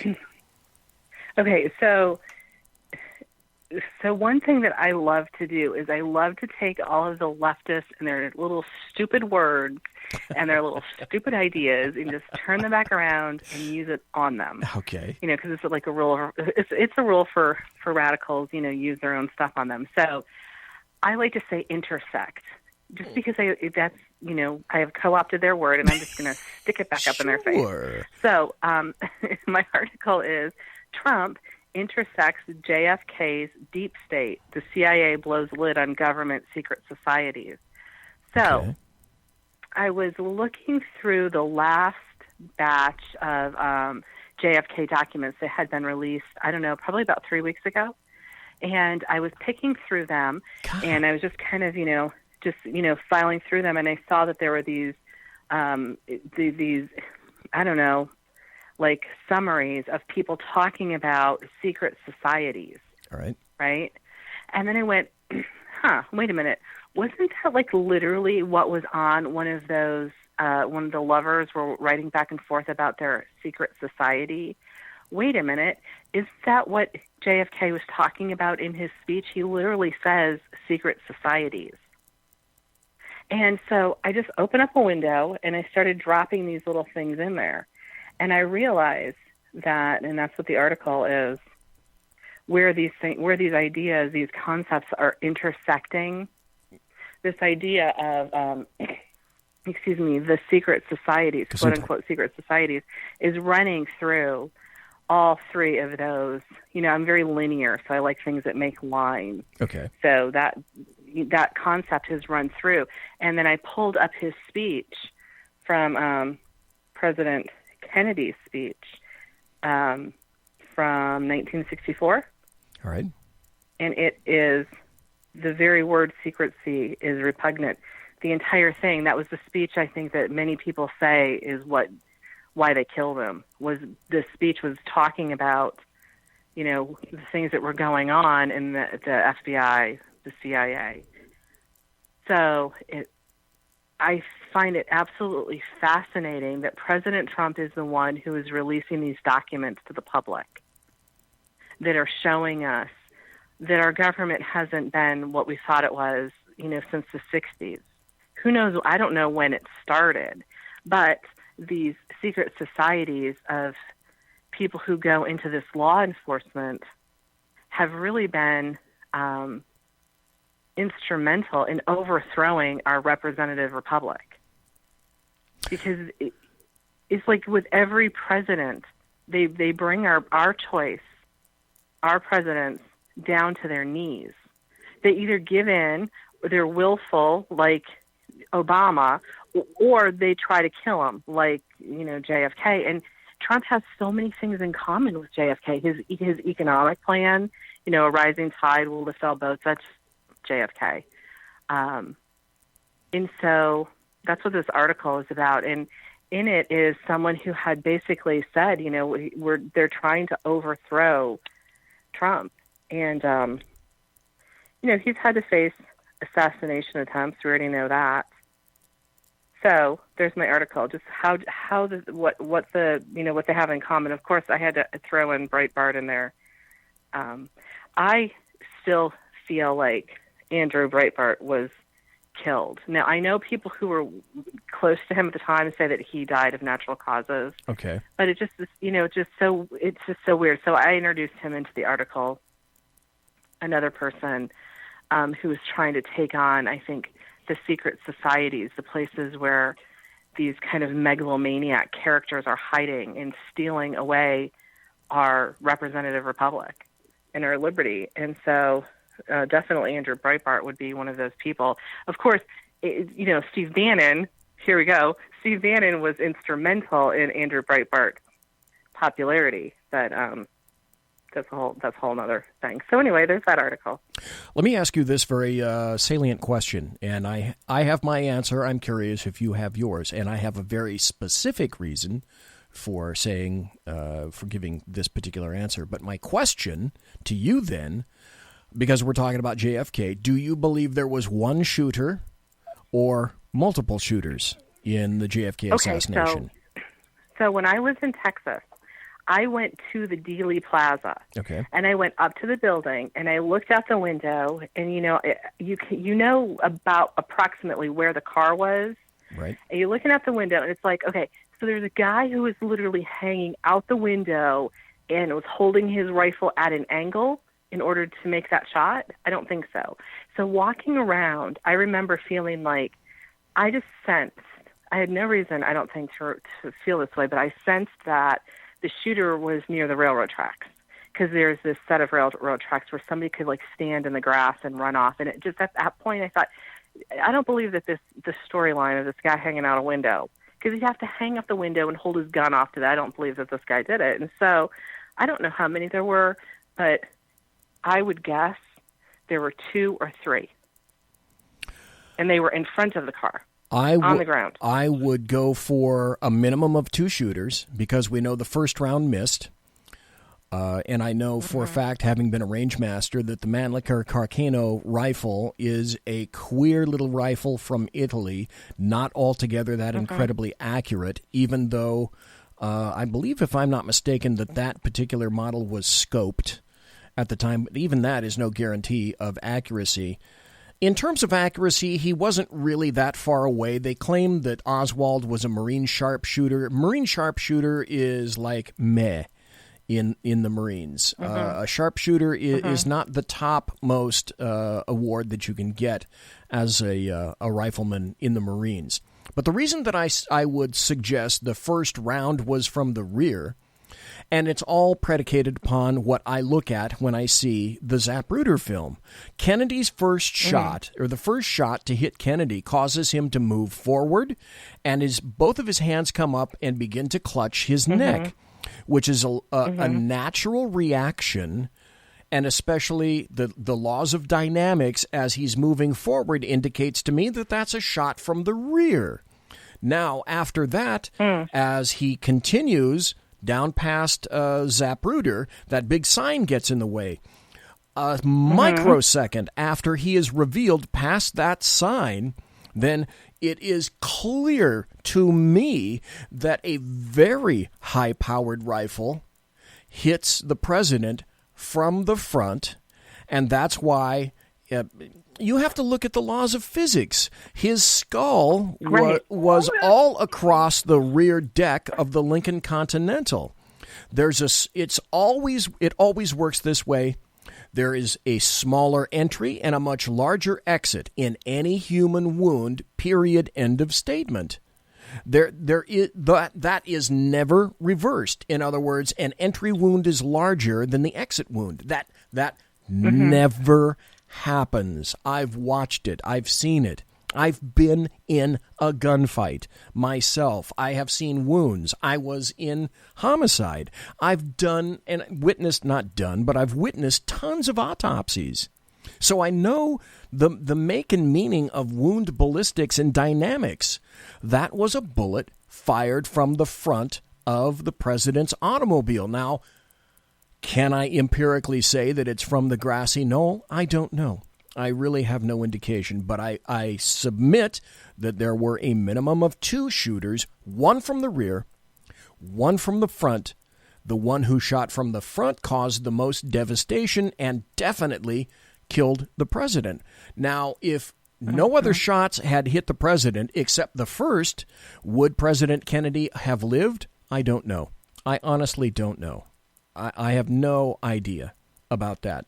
But the second wound was clearly unsurvivable, period, end of statement. So that alone, just because of the ballistics of what I see on the Zapruder film, and you can show me as much written hogwash and bullshit about a single shooter, I don't believe it for a second. I go by what my eyes see and what my training, education, and experience has indicated in terms of bullet dynamics and wound ballistics. That don't play. Well, and if you go and you walk around in the area where it happened, it's so clear that it couldn't possibly have happened the way that they said that it happened. Yeah. And it's frightening, actually, because then you start to realize however many there were, whatever happened, the government is lying. And if the government is lying, they're covering something up. And if they're covering something up, it's because they're guilty. I didn't believe the Warren Commission for a moment when it came out. Now, at the time, I was too young to try to, put any of this stuff together. It was just a terrible time, and I can clearly remember being in school, and it came over the announcement, all children are going to go home, and then we went on the bus, and we went home, and I watched the President Kennedy, the procession down Pennsylvania Avenue. And I still can remember that stuff to this day. But in terms of shooters, not horrifying. The Warren Commission was bullshit, period, end of statement. I don't care what you say. Now, no, and looking through the release of the data, if some of it's so old, you can tell that the paper is brittle and you can barely read some of the things. And it's just, I had to stop myself from reading for a while because it was getting overwhelming. It's a very emotional. I wasn't even alive at the time, but it's always been very emotional to me. The one that hit me the most was JFK Jr. And he was a Democrat, and I was a Republican at the time. But I was so struck by his death. He died in injustice. He died in 1999 in an experimental plane crash. Yeah, and you knew that Hillary was behind it. We're going to find out Hillary was behind that. Oh well, I knew at the time. I remember the minute I heard, I thought Hillary did it. Okay, now we're going to put on our tinfoil hat just for a moment. And now I'd like to explore that with you, if I can, just for a minute or so. Why is it that you think that Hillary had anything to do with JFK Jr. or with John Jr.'s death? Okay, so I think just linear thinking. But who would benefit the most from him dying? Hillary would have. Well, because she wanted that. He was going to run for Senate. She wanted that Senate seat. Oh, stop. Wait. Okay, then my memory fails me. In 1999, was he going to run for a Senate seat? Yeah. Was he going to run for the New York Senate seat? Yes, for the seat that she won. Okay. Yeah. And I knew that because I was, I think at that time I was reading Free Republic a lot. So he had already made statements. He had that magazine, George Magazine, and so everybody knew that he was going to run. He'd already made statements that he was going to run. And the next thing you know, he ends up dead. And people had already known. There's a list of people who had been Arkansided who had died, from having connections with Hillary. So probably, in my mind, it just went, it was Hillary. Arkansided. I'm going to have to remember that. I like that. Arkansided. Okay. Which isn't funny. He's right. I'm laughing because it's so ridiculous. But at the same time, it's horrifying how many people have died associated with Hillary. So anyway, that's my mind. That's how my mind works. And so I immediately thought Hillary because she wanted that seat because it just seemed it was unsettling there was something very wrong about that. That wasn't just a regular old plane crash. I've got a final article here that I'd like to go over with you. I'd like to read the article. It's not written by you, but it is current. It just occurred within the past 2 days, I believe. Okay. And I'd like your input on this. This happens to be from the Washington Times, but anybody and everybody that was a media outlet had a story about it, and that's this. Trump gets the FBI, Justice Department, to probe claims of spying on his campaign. President Trump got FBI and Justice Department officials to open a probe of the agency's alleged spying on his 2016 campaign, the White House said Yesterday, Deputy Attorney General Rod Rosenstein and FBI Director Christopher Wray agreed to the expanded investigation at a White House meeting called by Mr. Trump, who escalated a feud with the federal law enforcement agencies over questionable conduct pursuing a Russia probe into the 2016 presidential race. Quote, based on the meeting with the president, the Department of Justice has asked the Inspector General, it's the Inspector General now, who has been asked to do this, has been asked to expand its current investigation to include any irregularities with the FBI or the DOJ's tactics concerning the Trump campaign, White House Press Secretary Sarah Huckabee Sanders said in a statement. So a whole bunch of questions came to my mind. And let's see, we've got about 8 minutes left. A whole bunch of questions came to my mind. The first one that came to my mind is, do you believe it for a moment that the FBI and the DOJ will direct the IG to spear off another point of investigation essentially into themselves? Now, I have to say that I was hearkened by the investigator, the Inspector General, and his soon-to-be-released report. I think there may possibly be some very salient and important things that are going to come out of that. But my first thought was, why or how did the FBI and the DOJ acquiesce to something like this? And number two, do I believe them? Well, I kind of have to believe them because they've directed the IG to do that. And I do believe in at least a portion of the apolitical nature of the Inspector General. But when you first read that, did you have any first thoughts, Carrie, about the president said, I want you to go and start investigating this aspect? Well, what I thought when I heard that was that he was responding to the letter that Meadows, DeSantis, and Jordan sent him saying that they wanted him to do that. Okay. So he was responding to their letter. He didn't come up with this on his own, although I think that he has the legal authority to do that because he's been chosen by the people to represent, to uphold the Constitution. And the DOJ and the CIA and the FBI, they're not in the Constitution. So didn't Congress invent, and I should know who invented the CIA because it's actually like my kid's dad's side of the family who was the Donovan. Well, yeah. So Wild Bill Donovan. The CIA confuses me a little bit. That comes the CIA, from the... I know stories about the guy Bill Donovan. Okay, so but the FBI and the DOJ were created by the Congress, correct? The FBI, no. And the DOJ, no. Which is why some people submit. If you ever happen to listen to Sackheads Clint, Sackheads Clint is not what you'd call a promoter of the FBI, because if there's one thing that he continuously waggles his finger at me about, because I did work for the FBI, is that they're not constitutional. That the FBI is not a constitutional element, and therefore he believes that they should be eliminated. The only actual federal law enforcement agency that is constitutional are the U.S. Marshals. And I was a U.S. Marshal for a while, too. Right. Okay, so, I love that Clint. By the way, I miss him. When I heard his voice, I was like, hey, I listen to Clint some more. I miss those nose jokes. Anyway, what I was thinking was that Trump was responding to the letter that they sent, and that he had the authority to point them in the direction Yes. of investigating. I do believe that the IG, I believe so, who is Horowitz. Right, Michael Horowitz.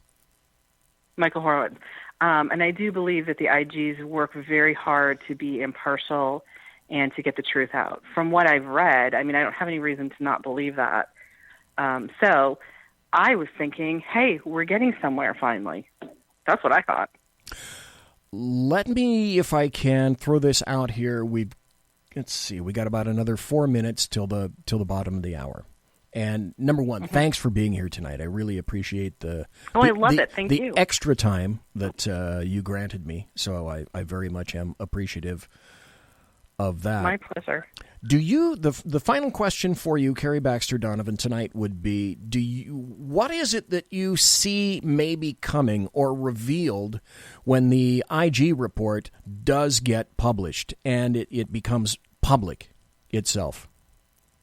What do you see some results? That IG report, and I have a feeling I'm going to be kind of disappointed because what I really want to see is I want to see Hillary and Obama hang. But anyway, I think what's going to happen with the IG report, from what I understand and what I'm trying to figure out, is he's basically, this first report that's going to come out is going to be the next one that comes out is going to be the first in a series, and that one deals with just the email scandal. So it doesn't deal with Uranium One and all of the other things that might really be what makes her hang. Yep. But so with the Clinton email, I think they're basically going to say that the DOJ, the FBI were breaking their own rules. And so if they're breaking their own rules, this is me thinking, if they're breaking their own rules, then they have to be disbanded and perhaps started all over again, like you know, the first thing that we listened to. Basically, when Jim Jordan was saying somebody needs to look into this mess because you got 5 of your top people are now, out of the game. So I think that the IG report is basically going to be another pillar of we need to disband them and possibly start all over again. Here's what I would suffer in law enforcement had this occurred to me. If it were discovered that under oath I lied in court, I could still keep my job potentially. They would instigate an internal affairs investigation of me because there would be a complaint that I lied in court. And I would suffer whatever consequences were to occur from the lie. I would likely keep my job. But here's the chilling effect that would occur. I could never be trusted to testify in open court again, meaning that I would be severely limited in the job that I could do. So whatever the job I was doing, I would have to be moved aside into a position where I would never be put into a position where I could be subject to testifying in court. Now, that having been said, then further, I would be put on a list where everyone would know that this is a guy who lies, I can't be trusted, and then what that would do, especially with regard to public defenders and defense attorneys, is they would go rummaging in my files, all of my past cases, look at each and every one of those cases, open up an investigation, and determine if whether or not having lied about whatever it was, then that calls into question each and every case that I ever handled or went through my fingers where I testified in court. It would cause all of that to come into question. Will something like that happen to the FBI or the DOJ? You want to hear my answer? No, I don't believe it will. You're going to say no. I don't believe it will. And yes, you're absolutely right. The first series of revelations will be with regard to Hillary Clinton's bathroom homebrew server. And I think that the IG is going to come down fairly hard on Hillary, and I think he's going to come down fairly hard on Comey and perhaps even Loretta Lynch, who was in which could be the AG at the time. Where we go back to Tom Fenton, who is saying, okay, let's have a criminal investigation then on Hillary, because we need to get her at least. Even if we can't take apart the FBI because of all of the mess that it's going to create, then at least we need to get Hillary. And Tom Fenton is saying we have everything, because she left it all out there on the park bench. And everyone has it, and we all know what's in there. And then I also read another article about the NYPD, who had, I think that was a QAnon article, that the NYPD had all of these things. They knew it was on that laptop, and some of them are such horrific crimes, et cetera, et cetera. So we've all heard that soundbite, I'm sure. So if it's not to take apart the FBI, at least there are people who are out there push back on at least getting Hillary.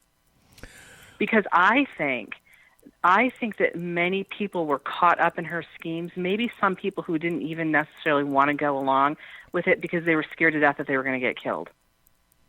Okay. And that's a reality. I think that's really a reality for a lot of people who had to work in the government. If you didn't do what Hillary wanted, you could end up Arkansas-ed. Yeah, Arkansas-ed. I still like that. Folks, we have been listening to the Bloviating Zeppelin's East Coast political goddess, Carrie Baxter Donovan. Trust me, we will have her back. If you want to read her, go to Populist, Populist, wire, WIRE.com.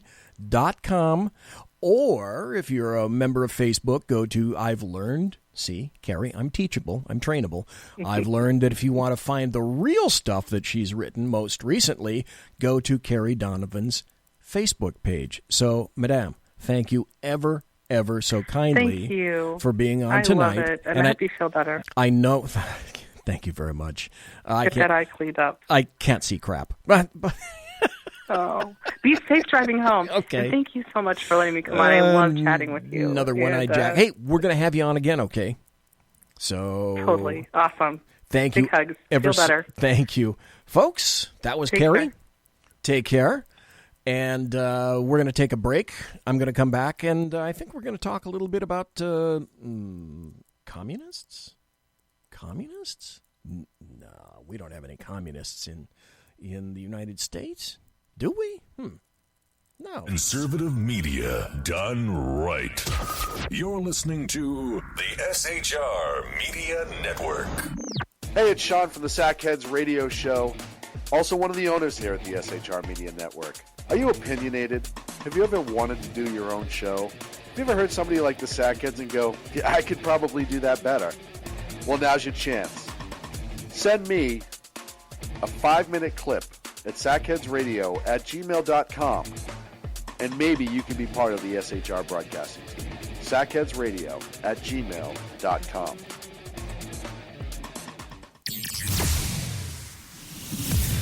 Broadcasting behind enemy lines in occupied California, a mere 2 miles from the state capital, the Bloviating Zeppelin's Berserk Bobcat Saloon radio show can be heard every Tuesday and Thursday night at 8 p.m. Pacific and 11 p.m. Eastern. Only on the SHR Media Network. Go to shrmedia.com to listen. You can also watch on the SHR Media Facebook page and the SHR Media YouTube channel. No goldfish were abused in the making of this ad. When dirty politicians, shadow governments, and deceptive Islam blind the world with fake stream media smoke, their only fear is one man with a cane. I'm Dave Milner. Join me through SHRmedia.com, HighPlainsTalkRadio.com, and the Western Free Radio Network at Spreaker, YouTube, and iTunes for a different perspective weekly on the Unpleasant Blind Guy. And catch me on Jeff Mitchell's EDL Radio on BlogTalkRadio.com. There's no surrender ever, because truth is not always pleasant. Hey guys, it's Sackhead Clint. I'm excited to tell you about a brand new show here on the SHR Media Network. I'm teaming up with the one and only all-powerful, the Bloviating Zeppelin, sitting here to my left, bringing to you a fresh new show here on the network. It's Against Tyranny. And we'll be picking up where the Sackheads left off. Excited to be with you, sir. Sackheads Against Tyranny. We're going to chat. We're going to chat Wednesday nights. Sackheads Against Tyranny. Wednesday night, 11 p.m. Oh, it's the same time, right? 11 p.m. Eastern, 8 p.m. Pacific. Same Sack time, same Sack channel. SHRmedia.com. See what I did there? It's your business diva here, Melanie Collette. I am inviting you to a front row seat as I discuss some of the most intriguing details of wealth and finance with today's movers and shakers in the world of business. Listen in and discover financial truths on a global, domestic, and household scale. Uncover topics that will impact your wallet today and in the future. Money Talk with Melanie airs Monday through Friday, 5 p.m. East, 2 p.m. West, right here on SHR Media and High Plains Pundit Talk Radio. You can't afford to miss it. Human by race, Christian by faith, American by nationality, and conservative by choice. Reverend Ralph J. Chittum Sr. is the right guy on SHR Media from 8:05 to 9 p.m. Monday through Friday. And if on the rare occasion I am ever wrong, I will still always be right. The right guy on SHR Media. Hey, this is Michael Wright. And I'm Shannon Wright. Join us for The Right Way with Shannon and Mike, Monday through Thursday from 7 to 9 a.m. right here on SHR Media. Why are they joining us? For fun things like sports, politics. Oh, maybe some news and entertainment? And all kinds of other things. Money and recipes and events, all kinds of stuff. Yeah, so join us Monday through Thursday, 7 to 9 a.m. here on SHRmedia.com. Hey, BZ. So the plan's working. You got rid of Sacco. Sean is now stepping away. I never even saw him. And I know, and insidious. Insidious. You know, we talked about this for, for the last 3 years. And finally coming to fruition. You know I'm still in the room, right? It's almost like he's here still. Did you hear that? Yeah, it's kind of... It's amazing. It's kind of at you. It's kind of eerie. Kind of a poltergeist. Like a poltergeisty thing. Yeah, sackheads against tyranny. You're listening to the SHR Media Network.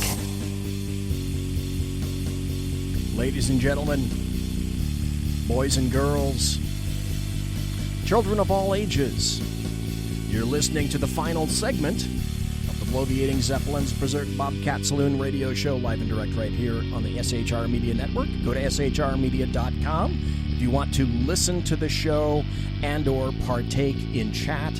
Most of the chatters have decided to go away because right now on the East Coast, it's 38 minutes after the witching hour of midnight. This is a late night show. So on the far left coast where I am, well, shoot, it's only 9:38, but everybody's pretty much all gone seepy by on the East Coast. I had one show that I started 2 hours earlier.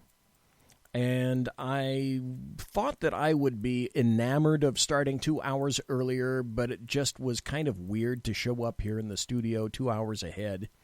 And I also discovered that I'd have to put up with drive time traffic here in Sacramento because that means that I'd have to leave at 5 o'clock, which is right in the middle of rush hour in Sacramento to get to the studio because this isn't my bedroom. This is an actual office. This is an actual studio. And it's nowhere, it's about a half hour away from me. And it requires that I engage in drive time traffic once again. And I'm kind of a retired guy, and it's still very bright outside. And it would be more convenient for people on the East Coast. I know that. Still kind of debating whether or not I want to change the hours. So that's just to let you know, that's still kind of up in the air. There was an article written by a guy named Joe Jarvis, and I found this was, it's important now because everyone is talking about socialism and communism, and yet these people have no idea. The people that are talking about it, leftists, Democrats, the American media maggots, Gen Zers, the millennials, they're talking out their asses because they have no real idea of what communism was or what it did. Now, about 3 months ago, there was a celebration, if you could call it that, of 100 years of communism. 100 years of communism happened to get this: 100 million people killed. That's That's about a third of the United States. 100 million people killed due to communism. And, of course, that wouldn't be due to Germany. That would be because of communist countries, Stalin, and all those lovely people like him under the writings of Marx, Karl Marx. So Jarvis wrote an article called The Top 10 Goals in the Communist Manifesto, Accomplished in America. And we all know that plenty of stupid ideas kill people, but one man's stupid ideas have killed over, as I indicated, 100 million other people. Karl Marx happened to be born 200 years ago on May 5th. If you ever heard the word May Day, now you have an idea about that. So May 5th, if you're from Mexico, they call it Cinco de Gringo. Communists celebrate May 5th in terms of it's Karl's birthday. And this past May 5th, he celebrated his 200th birthday. And despite the utter failure of his communist philosophy and practice, the cult lives on. Still, people want to try again. This time, they're going to get it right. And Joe Jarvis must have been listening to me, because what I've been saying about dictators and socialists and communists is each new one thinks they can do it better than the last guy. And that just ain't right. Karl Marx and Friedrich Engels originally published the Communist Manifesto in 1848. It laid out the beliefs and action plan of the Communist Party. The goal was to get communists of every nationality to rise up and unite to overthrow their capitalist oppressors. Little did they know their words would be used by the likes of Stalin and Mao as justification for over 100 million murders meant to supposedly move society forward. In America, the goals of the communists have crept their way into society with little fanfare. Many people have no idea that public schools, the graduated income tax, and even a central state-controlled bank like the Federal Reserve were tenets of the Communist Manifesto. The points are boiled down in one section of the manifesto to a list of 10 main goals.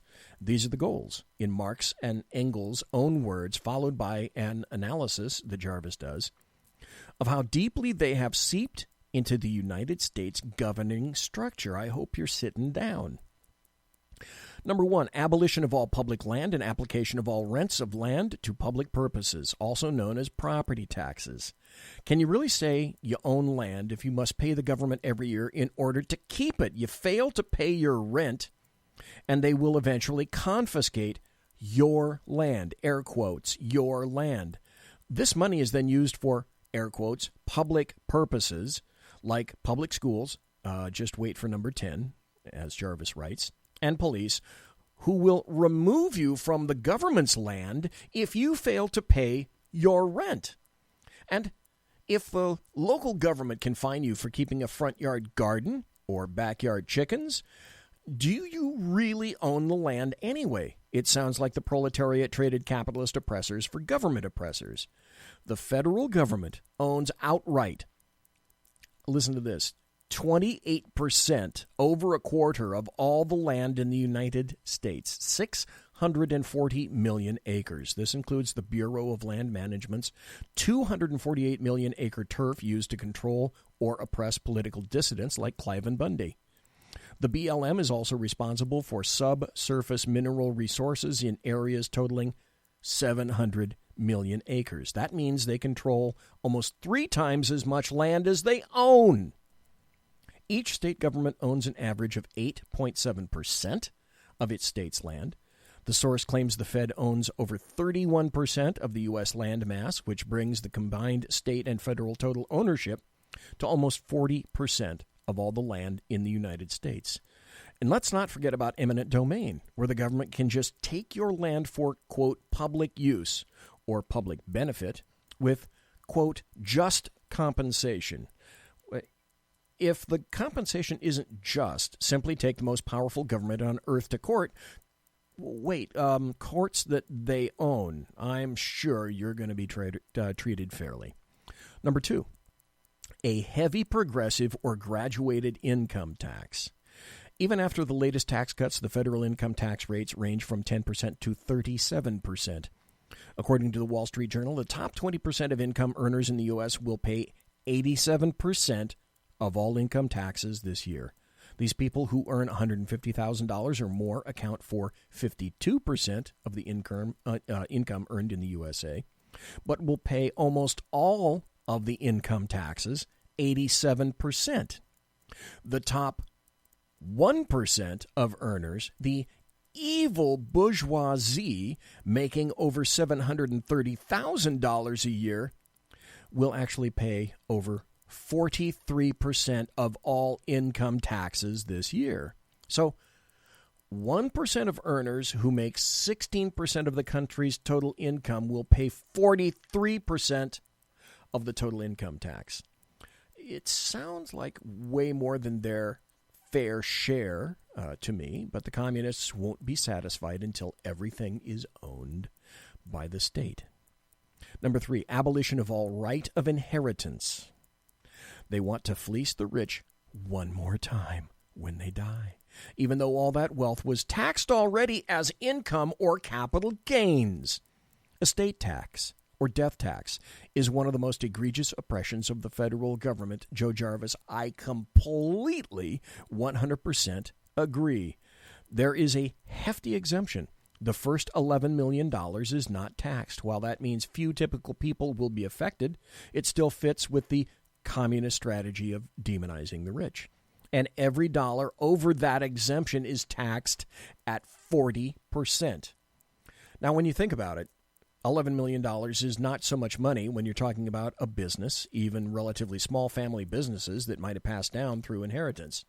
So if a business is worth $15 million, the family of the deceased would owe $1.6 million.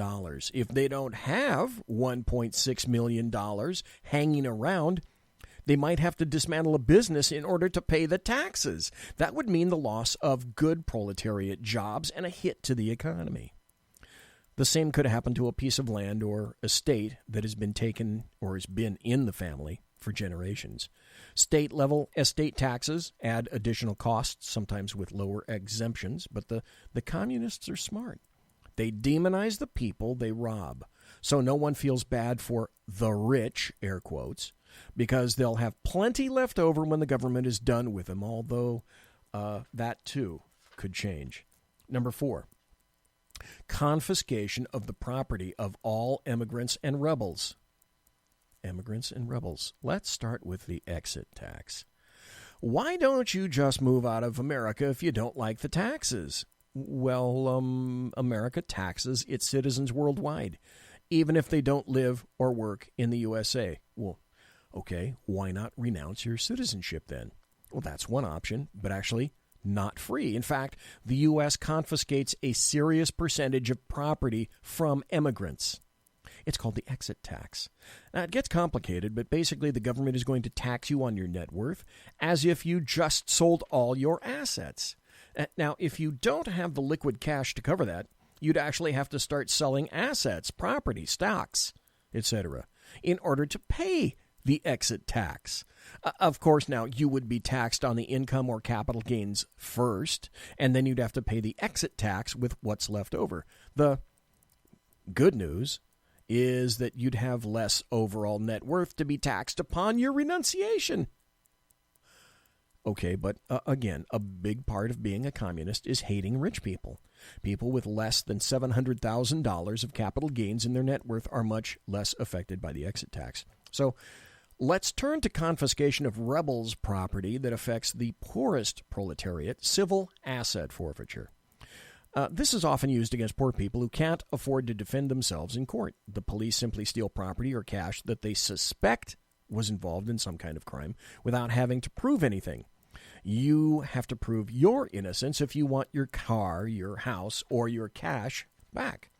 So if cops think that a wad of cash came from selling drugs, it's theirs. If they think your car was bought with the proceeds of drug sales, maybe because they found an ounce of weed or some baggies, they can take your car without charging you with the drug dealing. Police seized over $50,000 from a Christian rock band that had collected donations for an orphanage. Between 2001 and 2016, this is a quote, more than $2.5 billion in cash seizures had occurred in the nation's highways without either a warrant, a search warrant, or an indictment. And that's not even counting the more than $3.2 billion the DEA has seized since 2007 without filing civil or criminal charges. Just having cash is a pretty low bar to be considered a rebel. Then again, what would we expect from a communist doctrine? Number 5. Centralization of credit in the hands of the state by means of a national bank with state capital and an exclusive monopoly. I wonder if today's communists are aware of this one. They can't possibly think the Federal Reserve helps the proletariat, yet that's exactly what the manifesto describes. Some people might disagree with the Federal Reserve or that the Federal Reserve is state-owned. Technically, it is a private board, although board members are appointed by politicians. I suppose in that sense you could call it more fascist than communist. The government doesn't own the bank owns the government. The Fed sets the interest rates, prints money, and finances much of the debt of the United States government. Without the Fed, it would be much harder for the government to control the people, the homes they buy, the loans they get, the interest on their savings, and even how much of that savings is robbed through inflation. Number 6. Centralization of the means of communication and transport in the hands of the state. The FCC, the FTC, the DOT, the FAA, the TSA, the CBP, it's an alphabet soup of communications and transport regulators. They regulate phone lines, the roadways, air traffic, rails, mail and package delivery. This is nothing new. Around the same time Marx was writing the manifesto, Lysander Spooner was doing something productive with his time. Spooner started the American Letter Mail Company to compete with the U.S. Postal Service. He undercut their prices and provided better customer service, but he was fined and cited for breaking laws which protected the government monopoly. He was forced out of business way back in 1851. The government doesn't quite have control over the internet, but they did create the conditions to allow a handful of companies control access to the internet. The NSA monitors every communication, and the Department of Homeland Security commissioned a database to track all journalists and media influencers who mention the DHS. Oh, like me, right now. Customs and Border Protection performs unconstitutional searches at the border, whether you are an American or foreign. Stop. By the way, searches have occurred by ICE as far away as 50, 60, 100 miles from the border for no reason, without a warrant. And you submit. And of course, you can't go out in public without running the risk of being harassed by local, state, and federal police. You don't have the right to travel without justifying every action to a police officer, while they often get off scot-free for murder. That's a different story for another day. But that's what Jarvis has written. Number 7, extension of factories and instruments of production owned by the state, the bringing of cultivation of wastelands, and the improvement of the soil generally in accordance with a common plan.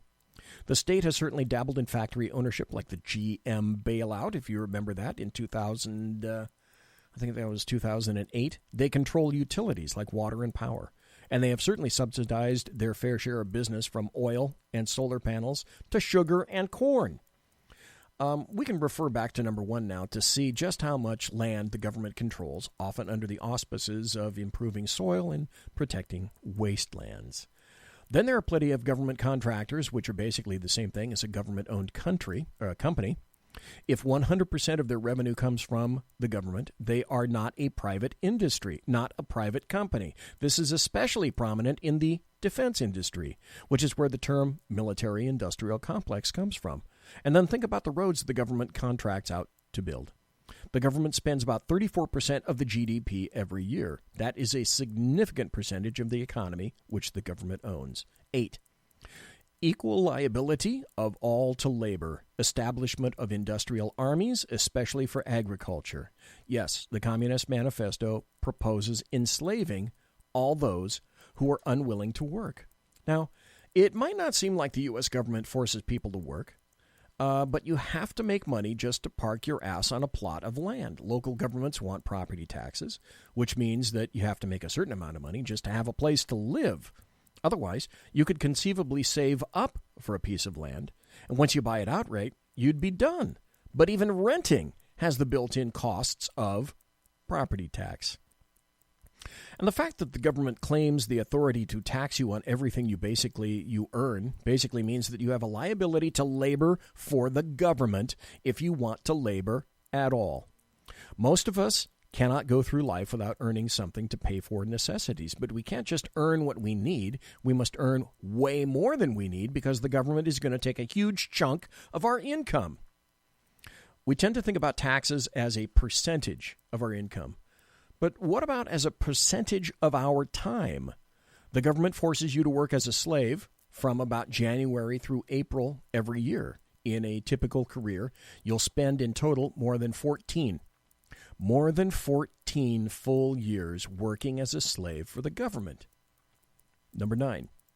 Combination of agriculture with manufacturing industries. Gradual abolition of the distinction between town and country by a more equitable distribution of the population over the country. The government helped create factory farming by regulating all the small-scale producers out of business. Reason reports that the USDA regulations have forced small slaughterhouses to close in favor of large factory-style slaughterhouses. This might sound like a good idea at first, but consider that when one infected animal makes its way to a slaughterhouse, it can contaminate so much meat. Having many slaughterhouses distributed across the U.S. meant that if any infections were localized, it affected far fewer people. Plus, when the slaughterhouse is local, it's easier to know the owners and see the conditions for yourself. The animals are raised closer to home, also providing more opportunity for market oversight of the process. No hiding away from the consumers on a vast gated factory ranch. The U.S. government has long subsidized large crop producers, which makes it that much harder for smaller farms to compete, and it started with the Farm Bill in 1933 and continues on to this day. What we get is cheap but unhealthy products, and even though the products on the shelf look cheap, we already paid for them with our tax dollars. The problem is, I don't want to buy unhealthy things loaded with high fructose corn syrup, but my money will pay for that crap, whether I like it or not. Then I have to spend my money on healthy items that are more expensive because they have to compete with subsidized products. That's where the government incentives for factory farming have got us. And finally, number 10. Free education for all children in public schools. Abolition of children's factory labor in its present form. Combination of education with industrial production.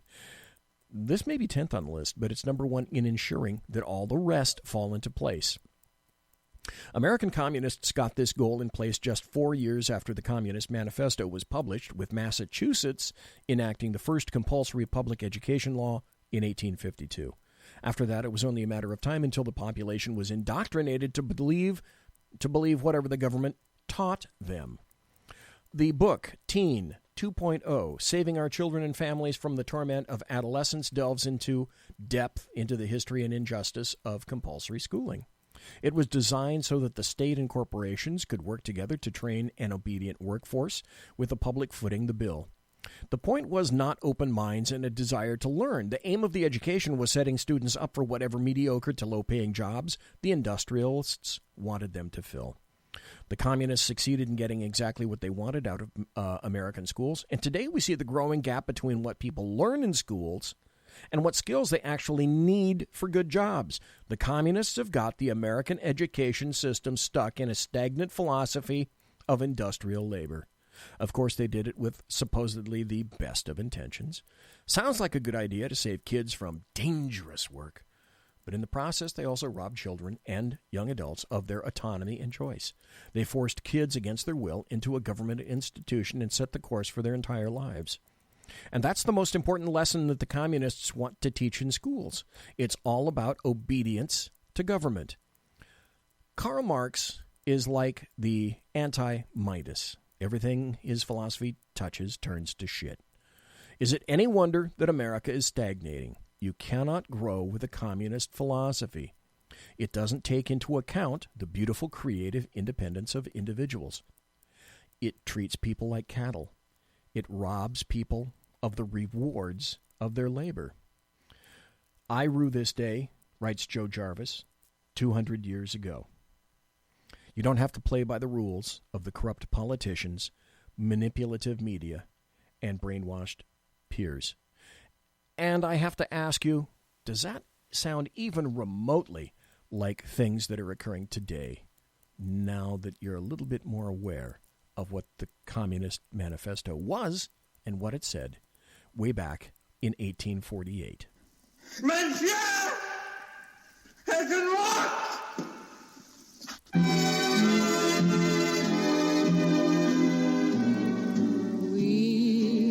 Ladies and gentlemen, boys and girls, children of all ages, thanks for listening to the Bloviating Zeppelin's Berserk Bobcat Saloon right here on the SHR Media Network. If you want to contact me, you can find me on Twitter at BZEP, BZEP, on my blog at bloviatingzeppelin.net. My original intro music is by Possessed Tranquility.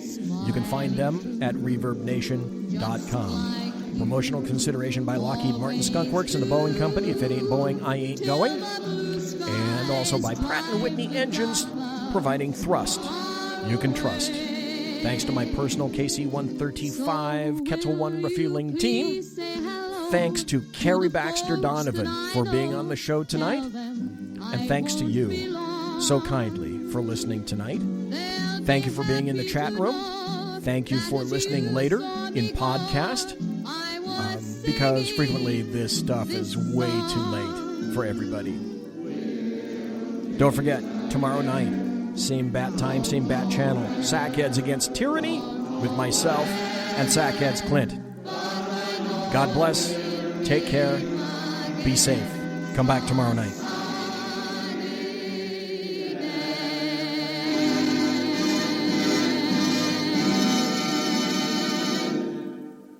Everybody quiet down now and get some sleep. Night, everybody. Good night, Mama. Good night, Ben.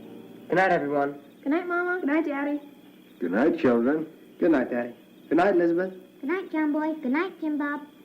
Good night, Jim Bob. Good night, Jim Bob. What's going on? I was asleep. What's everybody doing? Good Good night, Jim Bob. Go to sleep.